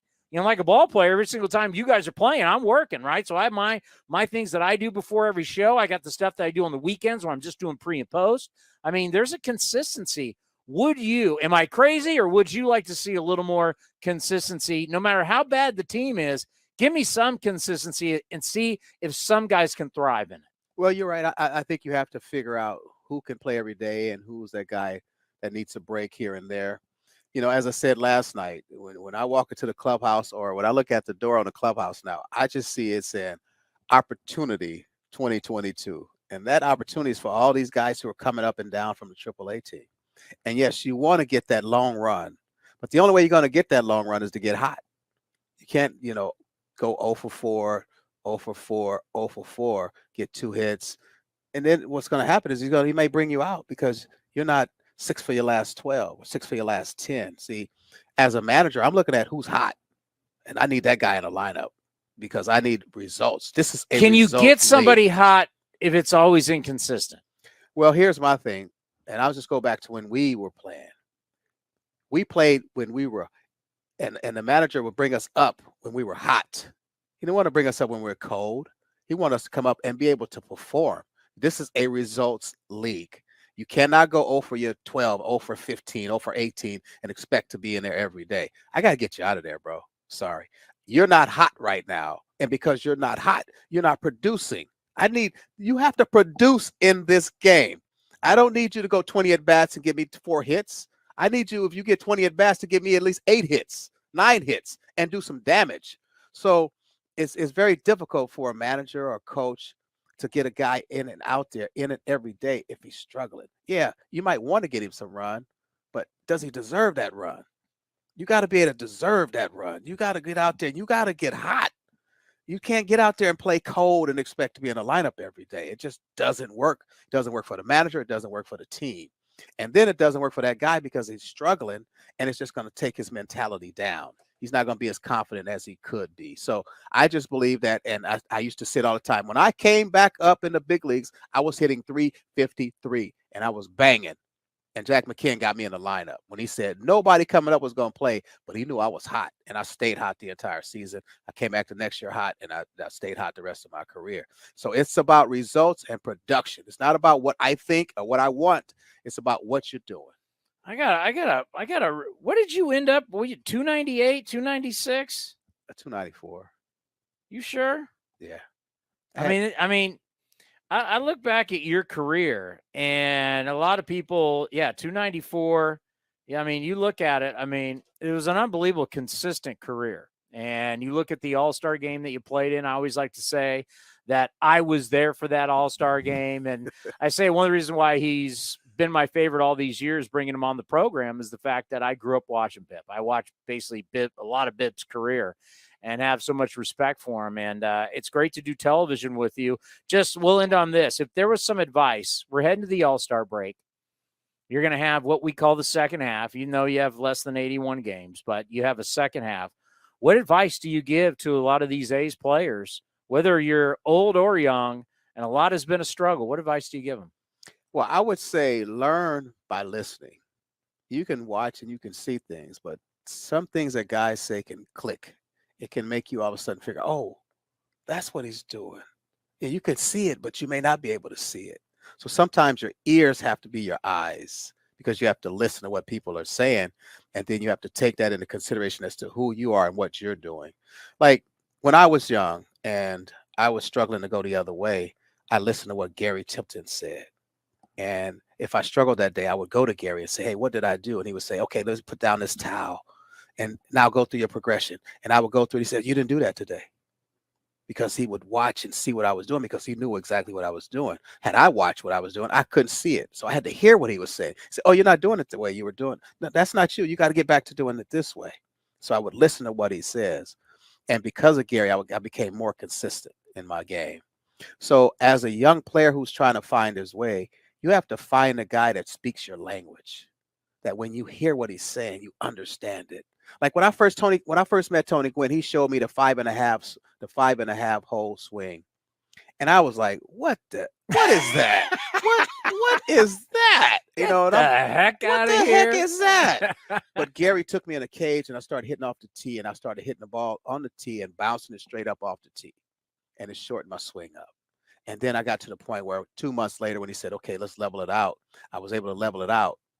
But what it taught me was what Tony was saying. I could see it, but I didn't understand it. Gary showed it to me. Now I heard it, and now I could see it. You see what I mean? So when you're a young player, you're going to see a lot of things that you don't understand, but it's going to take that one player to help you hear it so that now you can see it, and then you can figure it out. So that's what I would be as a young player. I'm trying to talk to everybody and on every team about something so that I can hear it, and then I can learn it, and then I can see it. And if I can see it, then I can be it. The former All-Star, Bip Roberts, you'll see him today at 4:30. We're on at 4:30. 4:30 A's pregame live, and you'll see him throughout the season. And once again, it's always an honor to have you on the program. Thank you, my friend. We got more coming up next right here on A's Cast Live. Dive Bar. Hi, everyone. Ken Korak here, and my friends at Last Dive Bar are helping us celebrate our longtime home. Last Dive Bar has the most unique merchandise for all Oakland baseball fans. T-shirts, sweatshirts, the Ray Fosse line, and my personal favorite, the lights have taken full effect. Visit their website at lastdivebar.com or follow them on social media at Last Dive Bar. All proceeds are invested back into the A's Community Fund and their affiliated charities. Go to lastdivebar.com. That's lastdivebar.com. Some things just go together. Peanut butter and jelly, cookies and milk, Oakland and Kaiser Permanente. If that last one caught you off guard, it shouldn't, because Kaiser Permanente has been helping keep Oakland healthy since our very beginning. And as the official healthcare partner of the Oakland A's, that won't be changing anytime soon. Whatever you may need, you can trust Kaiser Permanente to help keep you feeling your best. Kaiser Permanente. Thrive. Visit kp.org today. Coming in at 5'3", it's #1 mom. She switched to Xfinity, got the all-new 3-for-1 bundle. Unlimited internet, streaming, and Xfinity Mobile. All for what you could pay wireless companies for just one 5G unlimited line. Boom shakalaka. Go to Xfinity.com/3-for-1, call 1-800-XFINITY, or visit an Xfinity store today. Limited time offer, restrictions apply. Xfinity Mobile requires post-pay Xfinity internet. After 24 months, regular rates apply to all services and devices. This is Chris Townsend for the Chicken Pie Shop of Walnut Creek. Great news! Our indoor dining is back, along with our beautiful patio dining. Come taste our world-famous chicken pie that has been served in Southern California for 83 years. The Chicken Pie Shop of Walnut Creek has one of the most dynamic menus, plus a full bar. Pot pies, gourmet burgers, sandwiches, salads, flatbreads, and more. Don't forget, we still do takeout and delivery. For all the information, go to chickenpieshopwc.com. That's chickenpieshopwc.com. Humanity has accomplished a whole lot so far. We created penicillin, the automobile, and the internet, not to mention drones, duct tape, and the hot dog. It's all thanks to the power of human connections. And Ring Central's here to make that even easier, more seamlessly and securely, on a platform built to grow your business. Say hello to a whole new way to say hello. Visit ringcentral.com and say hello to possibilities. Ring Central. Message, video, phone, together. Unlock offers and receive exclusive in-game features by downloading the MLB Ballpark app for iPhone and Android today. Plus, get the latest information on game times, schedules, and more. When Northern California businesses need some pop in their lineup, they call the bank rooted in the East Bay. Mechanics Bank. Since 1905, Mechanics Bank has been helping Bay Area and Northern California businesses find success and perform at the top of their game. See how they can make a difference in your business today. Call or stop by your local branch or visit mechanicsbank.com. Mechanics Bank, the official East Bay bank of the Oakland A's. Member FDIC and equal housing lender. Hey, Ace fans, we've got a great deal for you. Get 4 tickets and parking for all Friday night games starting at just $39. Pick from great matchups, post-game fireworks and drone shows, giveaways, and more. Outside corner, ring him up. And Eaton can't believe it. Grab the crew and head to the Coliseum with friends and family any Friday night this season. 4 tickets and parking starting at just $39 for the whole group. Tickets are available at athletics.com. That's athletics.com. If you're looking for a new mattress, Nest Bedding has you covered. Sleep on the same mattress Hall of Famer Ricky Henderson sleeps on. Nest Bedding is a national brand with family-owned prices and service. You can shop at one of their Barrie locations, and all stores are sanitized and safe, or you can navigate their easy-to-use website, nestbedding.com. That's nestbedding.com. Green and gold fans, use the coupon code Oakland, and you'll get 10% off your entire order. Nest Bedding, love where you sleep. A's Cast Live continues from the town. Here's Chris Townsend. I have to be honest with you right now here on A's Cast Live. I'm a little nervous. Scoot over here, Feldy. Great Dave Feldman's with us here. He is a professional scorekeeper. He teaches classes on how to keep score. And I've left my book open. It's almost like I've exposed myself to a professional. I literally never kept score until I got into this business, and really never really cared to do it other than I need to figure it. It's like when someone calls me up in the postgame show and they'll say, hey, in the 9th inning when Seager, Seager at the home run. How did they score it off Lou? It gives me an idea, and it keeps you following the game. I know I'm not good at it, but now as a professional, you're looking at it, and I almost feel like I'm that kid in school again when the teacher's looking over my homework, and I know this isn't good. Oh, wait, hold on. There you go. Hey, there we go. It's good for you, right? And that's what I always tell people. When you're keeping score, you got to do it in a way that works for you, and so you can go back and look at what happened and know what happened. Yeah, right. And that's you're not being graded on this. I'm not grading you. If I I can see it. You are judging me. Yeah, I'm judging. No, you use the red for run scores. Correct. I see that. Some people like to highlight strikeouts or walks or at bats that happen with the runner in scoring position. I mean, there's so many different ways that you can do it. But the key, especially for your job, is reference. When someone does bring out, hey, why did they pitch to Cole Calhoun in the 9th inning last night? You had a right-hander on deck who's done nothing but strike out. Why are you even dealing with Calhoun? Which would have been my question if I called in last night. But now you can look back to that and go, oh, yeah, that makes sense. They probably shouldn't have done that. Yeah, see, normally I have this all filled, but in TV mode, I wasn't, but normally I have everything filled out.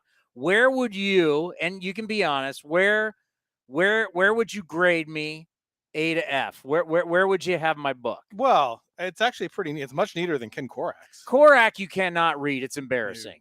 No, you do a good job filling out. You got your standings, you got your defensive chart here, you got your standings.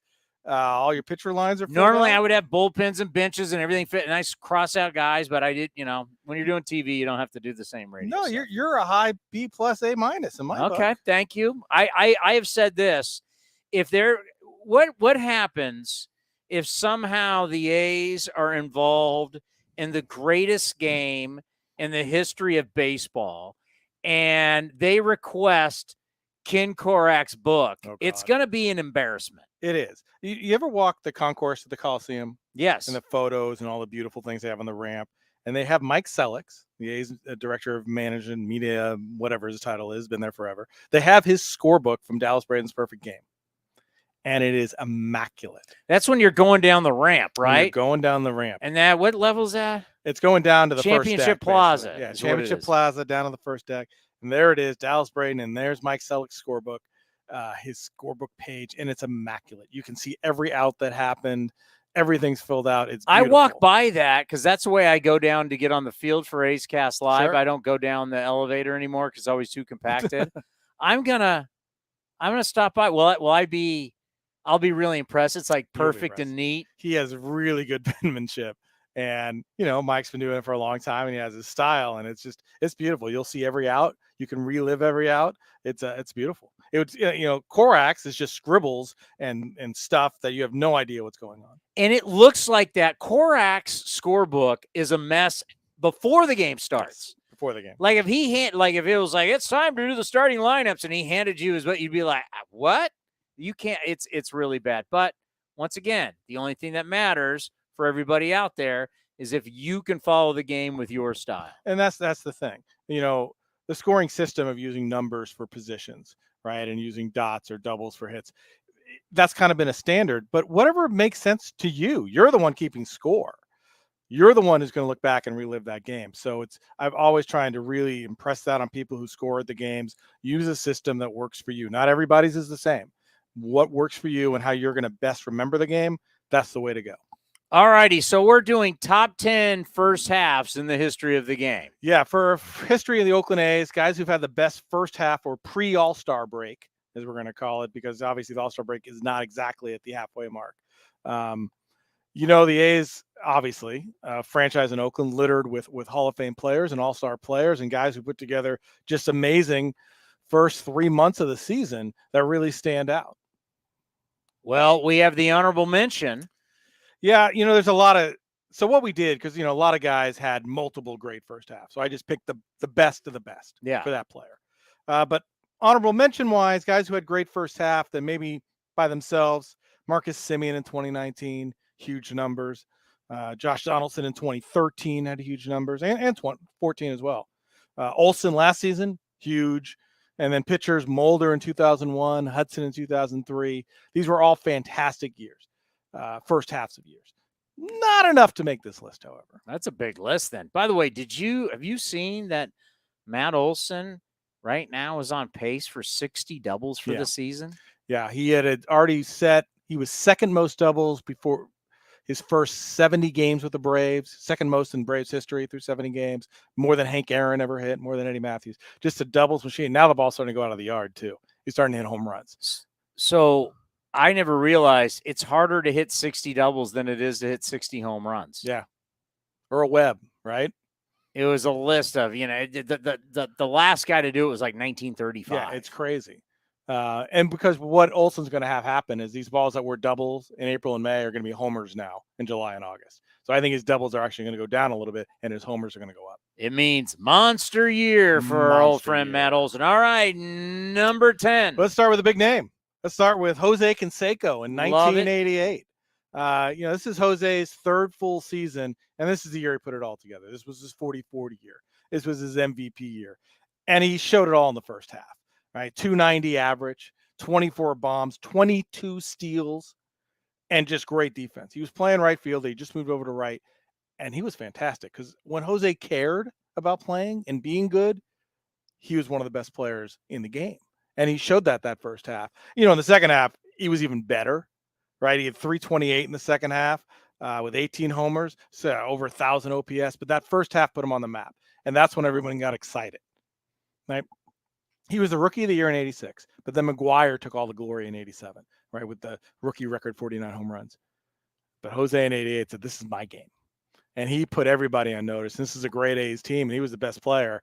And he did everything so well, and he was the story in 1988. All right, will Jose come up again on this list? No, you're only going to get to come up once. Okay. He had some other good first halves, but this was his best one. Then let me say this about Jose Canseco, because now everything we do for some reason is Ricky Henderson. Yeah. Okay. I was in high school. I was in San Diego. The A's are the best team in baseball. Jose Canseco was the best player in baseball. He was the biggest star in Major League Baseball. And everybody, it didn't matter what town you grew up in, he was the guy you wanted to see at the All-Star game. He was the guy. We now see him in a completely different light, and it's like this pariah, and it's this whole thing. But when I was growing up, he is one of my favorite players, and that's why when they called me to do the Out in Concord, remember he had his film, and they called me to, hey, will you get on stage with Jose Canseco? I said, you're damn right, I'll get on. I loved him. When I was a kid, to this day, I still have the Jose Canseco on the table at home for A's Cast Live. I loved Jose Canseco when I was a kid. As an A's fan, after Billy Martin left, right, and now you're in the 82, or 82 was last year, but at 83, 84, there wasn't a lot to get excited about. But you kept hearing about this young kid, this Cuban kid playing in the minors, Jose Canseco, who hits bombs. And when we first saw him in a spring training game in 85 that was on television, and he had a weird batting stance, and he kind of crouched down, you're like, I don't know. And then he hits a ball 600 feet. You're like, oh my. And then, the great rookie year, he was very good in 87, but boy, in 88, to see a guy that big, that strong, and that fast, we'd never seen that. Right? And all the talk about, well, if Willie Mays knew 40-40 was a thing, he would have done it. Maybe. But Jose's the first to ever do it. And Jose did it in a year. Well, there's steroids involved. But Jose did it in a year that mattered. Yeah. What ended up happening after that, you see Bonds, you see A-Rod. They did it in years where it didn't. They were having bad teams, weren't good. Jose was doing it in a season that mattered. Yeah, 104-win season for the A's. And he won the MVP, and he was the best player in baseball. All right, number 9. Number 9, we're going to go to a rookie year, probably the best rookie first half year. And this is Mitchell Page in 1977. And you know my love for Page the Rage and how he got screwed. You are for me, even someone, like 70s, still too young. 70s is 70s for you is my 80s. Right. It's my formative years. Yeah. Right. I'm 9 years old and I'm watching Mitchell Page. Yeah. And this is the greatest guy I've ever seen. He's hitting 308 in the first half, 11 bombs, 20 doubles, 902 OPS, 24 for 24 in stolen bases. That's massive. Mitchell Page, this is an unbelievable debut. He's not named to the All-Star team. Mitchell Page is not named to the All-Star. The A's had 2 All-Stars in 1977. One was Vida Blue, all right, perennial All-Star, the last remnant from the A's championship. He's a star. Years. He's a star. And Wayne Gross. And what was Mitchell Page's numbers? Mitchell Page was 308 with 11 homers, a 902 OPS, 24 for 24 in steals. So he's hitting extra bases. He's hitting for power, and he hasn't been caught stealing. No, but they go with Wayne Gross. Wayne Gross hit 235, but had 15 home runs. So he had more homers than Mitchell Page. He had 4 more homers, but did nothing else better. And Wayne Gross got to go to the All-Star. We didn't have OPS then. We didn't have OPS, and maybe there was something else going on too. Hate to say it, but Mitchell was kind of looked down upon, I think, and they wanted to bring up Wayne Gross, and it gets worse. It gets worse. First of all, none of the A's players, Vida or Wayne Gross, even got into the game at Yankee Stadium. Billy Martin didn't play either one of them. Wayne Gross was one of only 2 AL position players who did not get in the game. Billy Martin probably didn't even know who Wayne Gross was. But here's the thing for me with Mitchell, because the second half, Mitchell Page is just as good. He hits 307 with 10 more homers, finally gets caught stealing, but an OPS of 955. That's monstrous. And does not win Rookie of the Year. No, it goes to Eddie Murray. Now, over the long time of your career, yes, Eddie Murray is going to be a Hall of Famer. But career. That first year, Page's WAR 6.1. Eddie Murray's 3.2. Page out hit him, 307, out stole him with the 42 steals and higher OPS. But Eddie Murray had the higher counting numbers. And back in 1977, all they really went with was counting numbers. 27 homers and 88 RBIs. Biggest thing is one guy played on the East Coast, one played on the West Coast, and no MLB Network, no Sports Center, no app. No, how was the East Coast really to know what the hell was going on? Because your box score wouldn't show up for that game 2 days later. Right. Kind of like the Chronicle now when you come to think. Oh, wow. Hey, shots fired here in the city. But, it's funny because Mitchell Page, you can go to YouTube now, and there's a series that Mitchell Page had at Fenway Park where he was just a monster. And there are great highlights to watch him play because he was so good. And that's when people said, hey, you got to do it in New York. There was a reason why you needed to do it when you're in New York, Boston. The North needs you to see you because out West, and that was when they said to the Dodgers and the Giants, you move out there, no one's going to know about you. That's it. So Eddie Murray got 12 first place votes. Mitchell got 8. Bump Wills, Maury Wills' kid, got 4 first-place votes, and I still don't know how that happened. And it was kind of those votes that did not go to Mitchell Page that cost him the Rookie of the Year. Number 8. John Jaha. John Jaha. John Jaha. You play Ozzy Osbourne. Let's go. So this is one of the first of the A's reclamation projects of getting a guy who had been good, right? John Jaha had a year in Milwaukee in 1996 where he had 34 homers and 118 RBIs.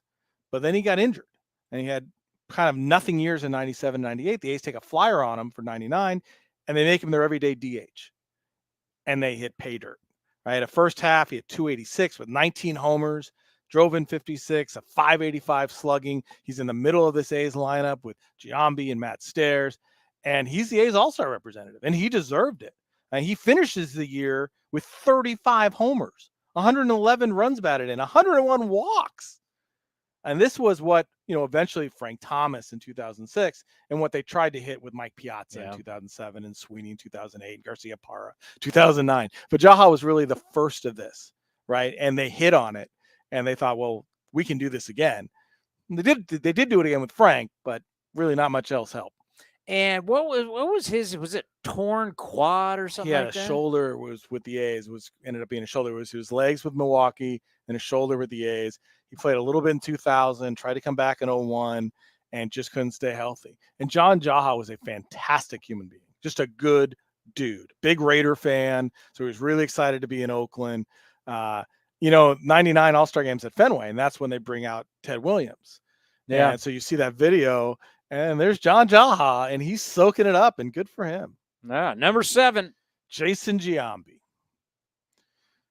Jason Giambi in 2000, again, this was his MVP year, and he took hold of that award in the first half. In that first half, he hit 334. And you didn't see players in Oakland hitting 334. That doesn't happen. All right, 22 bombs, OPS of over 1,000, but his on base was 474. So almost half the time he's reaching base in these 85 games. 78 walks, only 55 strikeouts. Now, Giambi let himself kind of know in 99, 98 that he's coming. But now this is where it just took over. He's the starting first baseman in the All-Star game in Atlanta. Fans notice how good Jason Giambi is. Wins the MVP, outdistanced Frank Thomas and A-Rod and deserved it. Should have won it in 01 because he had a better year than Ichiro Suzuki. But Ichiro had all the flash and the things, and it was Ichiro. Like something out of Star Wars. Giambi was even better in 2001, but that first half in 2000, that was superstar. You're seeing a superstar before your eyes. A guy who hit 315 the year before, hit some bombs, but this was putting it all together. And an underrated first baseman. He kind of got a bad rap, but he could pick it at first. Eric Chavez doesn't win all those Gold Gloves without Jason Giambi picking these balls in the dirt. Tejada would not be thought of as good defensively if it wasn't for Jason Giambi. Yeah, he didn't have a lot of range. He had no arm, but he could pick it. According to Moneyball, it's first base. It's easy. Anyone can do it. It's incredibly hard. Number 6. Number 6 in our Oakland Athletics first half. This one surprised me, but looking back at it, I go, yeah, it's pretty good. Justin Dukeshire. Just the Duke? Justin Dukeshire in 2008. Now, this was a guy who made the All-Star team as a reliever in 2005. And a reliever, we had a 1.49 ERA. But now he's a starter. His first full year as a starter. And that first half, in 16 starts, he goes 10-5 with a 1.82 ERA, which is the second lowest in Oakland history for the first half. So it's legitimate, right? Justin Dukeshire getting a job as a starter. He was dominant out there. Every time he took the mound, you thought you were going to win. 10-5 with a 1.82 is no joke, right?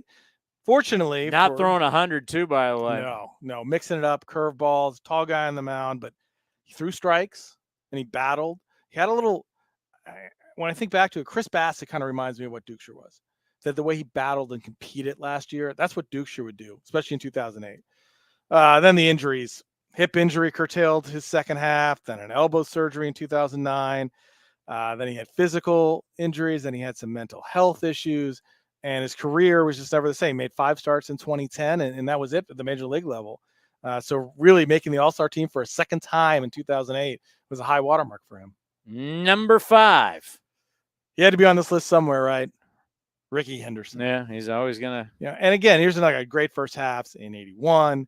In 82, he had 84 stolen bases before the All-Star break.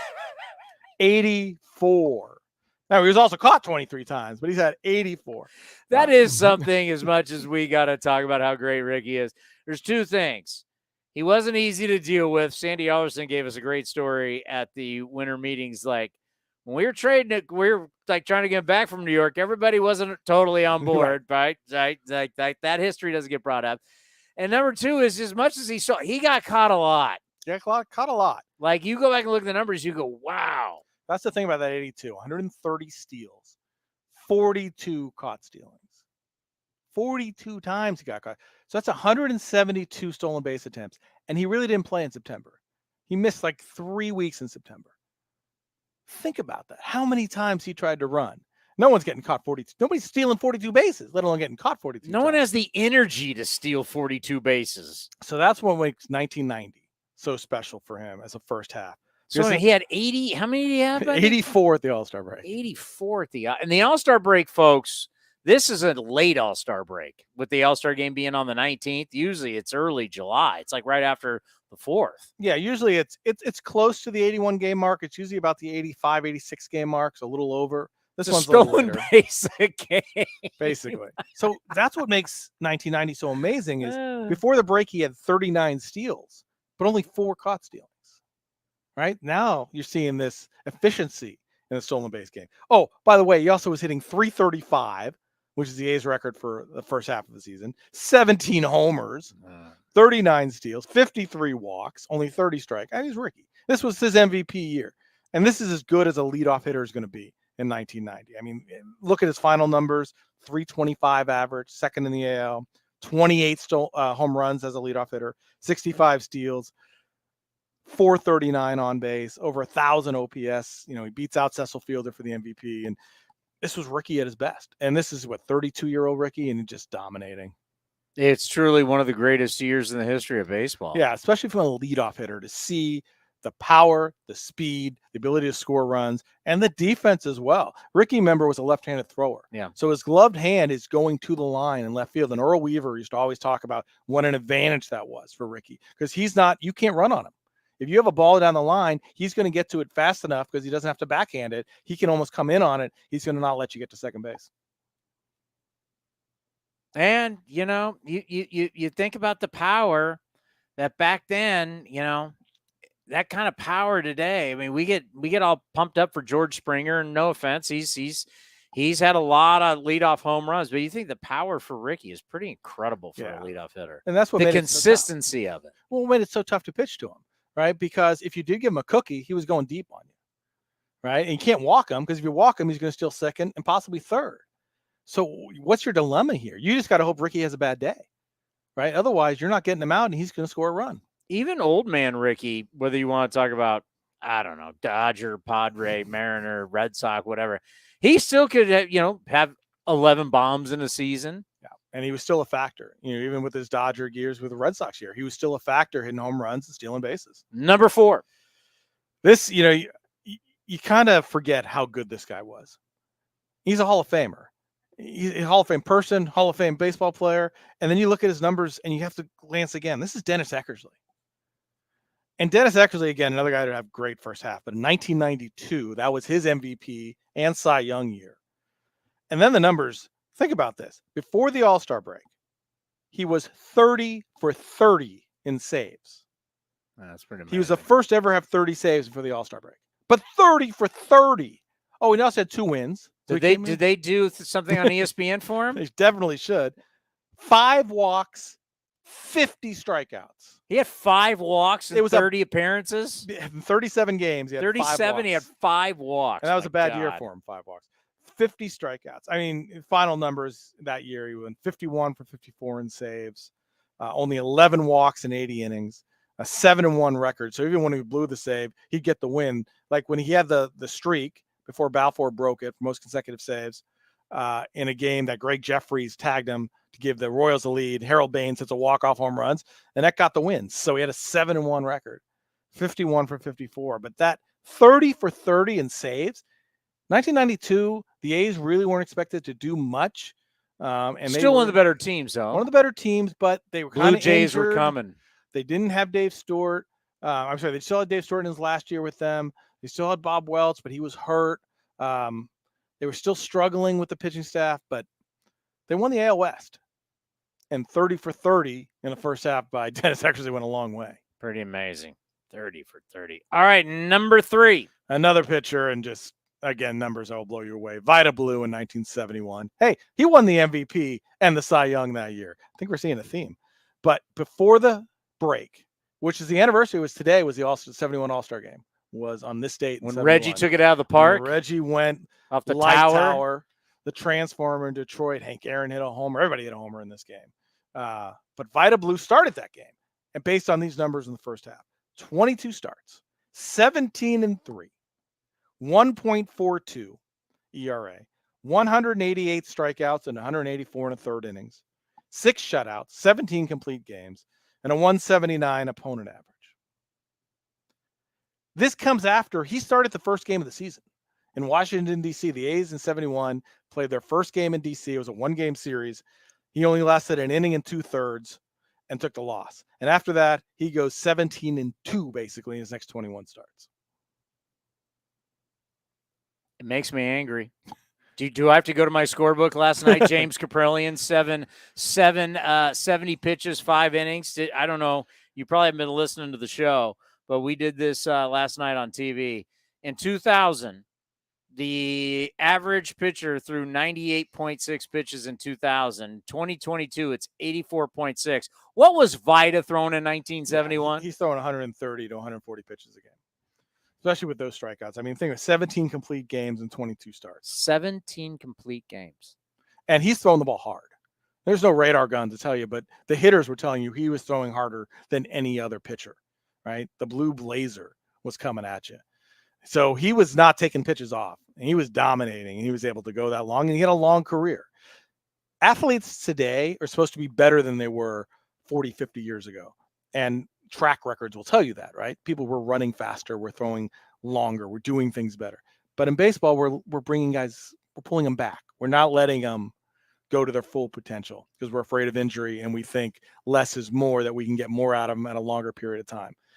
It's not proven out to be. It's not proven out. Because if you take away some of the off-field stuff with Vida, I mean, he, in a way, kind of has a borderline Hall of Fame career. 100%. And he was thought of as a Hall of Fame pitcher for almost the entirety of his career, from the A's to the Giants to the Royals back to the Giants. He kept making all-star teams because he was thought of as a Hall of Fame player because he kept putting up those numbers. Vida was, was one of a kind. And that 71 season was, obviously just ridiculous. And his era was you had to win 300 games. But I'll tell you what, still one of the greatest guys. Oh, yeah. Vida Blue is one of the greatest guys ever. Number two, another rookie, and that's Mark McGwire's 1987. Now, McGwire had some great first half later in his career with the A's in 96 and 97. But in 87, I mean, we're talking, no rookie had done this. 294 average, 33 homers before the break, right? Rookie record. Before that, the most homers by a rookie before the All-Star break was 25 in 1950 by Al Rosen. McGwire had 33. Now it's been passed. There's only 2 other guys who had 30, and that's Aaron Judge in 2017 and Pete Alonso in 2019. Mark McGwire is still 33 as a rookie. And the other thing that he did was he made Oakland the place to be. And I still remember this. The weekend before the All-Star break in 87, the A's were playing the Brewers, in the AL then. And the Coliseum is packed for every game. There's a Sunday game against the Brewers. There's 33,000 people there. And it's because of Mark McGwire and Jose Canseco. Boom. And that was the thing. You had the superstars that fans wanted to see. It was the place to be. And the Coliseum was just rocking. Now, this was the year the All-Star game was at the Coliseum, right? And so everybody was excited because McGwire actually, he's going to be in the All-Star game. And he gets introduced, the whole thing. It's great. But the Coliseum, it was superstars. It was superstars at the Coliseum. And it was amazing. Number 1, I think we all know where you're going to go with this. This is Reggie Jackson. And there's no doubt. This is 1969. This is young Reggie, right? This is second full season Reggie.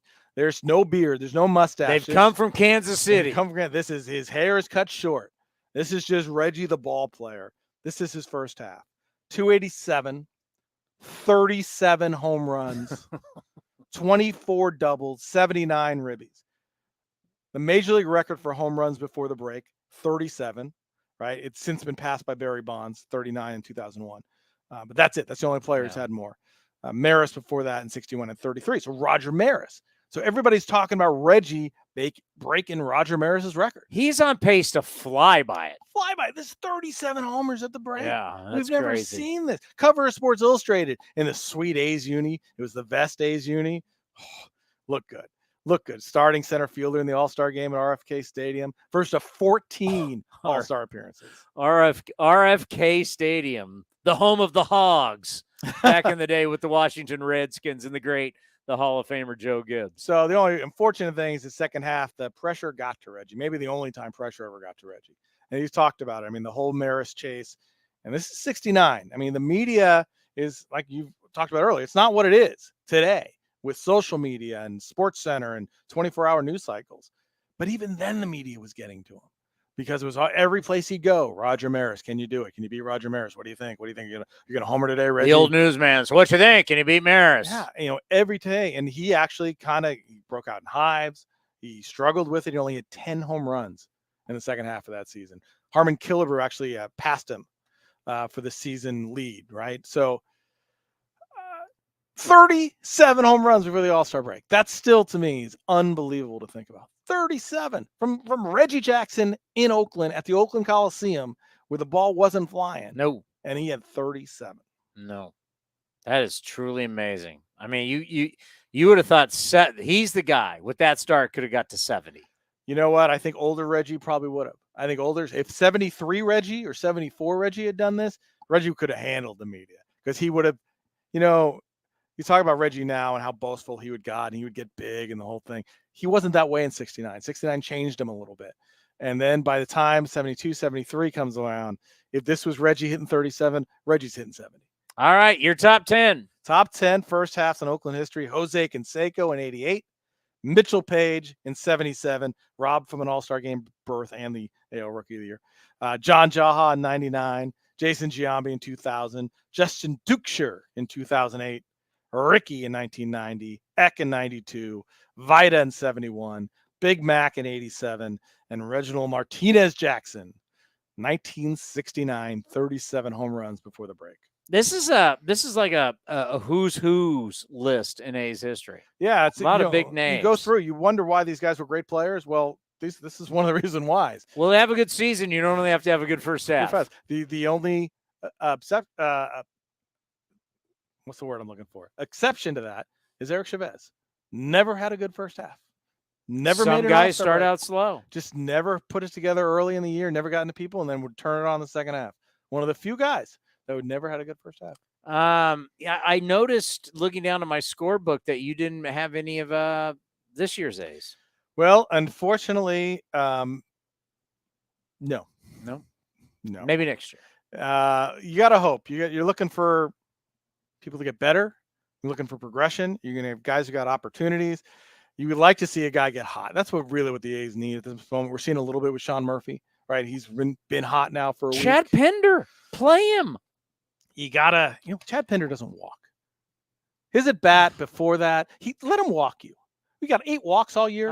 Let him walk you. Maybe if he played every day. Maybe. But you're looking for someone to get hot and carry this team. Murphy might be that guy right now, which would be nice. This is what we saw in spring training. Spring training, he was on fire. He was killing them all. And this is reminding Short me in of his that. swing, said he didn't want to strike out. Yeah. And then all of a sudden, right center field becomes an option. You're starting to see the ball go that way. The A's can get somebody, a linchpin in that offense. It's just going to lift everybody else up. And you're going to hopefully see some other guys start swinging the bats a little bit. You are the last guest on A's Cast Live for the first half. Wow. This is our last show. So how did I do? Do I get like a first half award? Cody, what do we got for him? I love the list, first of all, and I'm shocked that there's no A's from this year on there. Not Paul Blackburn, AJ Puck. 2022. AJ Puck had a good first half. Paul Blackburn has the best road ERA in all of Major League Baseball at 128. Okay, he couldn't hit. 5-0. Okay, so how about next time we do first half road performances in Oakland A's history? See, and then see what the A's need We to do. want people to listen to A's Cast, Cody. Is Blackburn only starts on the road, and Cole Irvin only starts at home. You have the perfect picture right there. There it is. Do we have anything for him? I don't have anything. You're the one that's sitting right next to him. Do you have a ball or something you can sign for him? I don't work here. This is this is a road game for me. I'm like Paul Blackburn on the road today in Texas. They can't wait to get me out of here. Well, we'll come up with something. I maybe a signed trident by Cody, a Ride the Wave trident. Oh, remember the tridents? I love the trident. How'd that work out? Look at that. Yeah, there you maybe get you a signed trident or something. I would have very much enjoyed a signed trident. Yeah, we got to start having parting gifts here for you. Come on, A's Cast Live. This, you know, our great friend Ray Fosse, yeah, because he used to always have stuff to give away.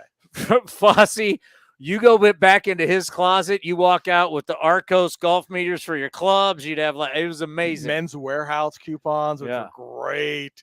No, he was unbelievable. The candy, he always had the candy back there. He'd give you that closet was. I think when they cleaned it out, they found like all these giveaways still that they can give out to guests. So I think that's something you need to do. Little guest giveaways. You know what? We're on, as Dave Cavill would say, I'm on it. We will make that happen. You mean a lot to us here on A's Cast. It's awesome stuff. This is it, right, Cody? We're done. Yeah, real quick, couple things. The great Roxy Bernstein will be in doing A's Total Access, brought to you by Chevron. Real quick, Julio Rodriguez is doing the home run derby. Does that do anything for you? Yes. Okay, I want to see that. Yeah, I'm excited to see that. You know, do more for me. Julio Rodriguez played for the A's. Yeah, that's true. Can we get how do you get a Julio Rodriguez? Can we get one of these? We tried with Lazarito. Didn't work. There are 10. This is mind blowing. There are 10 players for the Royals who cannot play in Toronto in their next series. 10. They have 10 unvaccinated. And their best players. Yeah, Andrew Benintendi's one of them. Our good friend Two Hit Wit is one of them.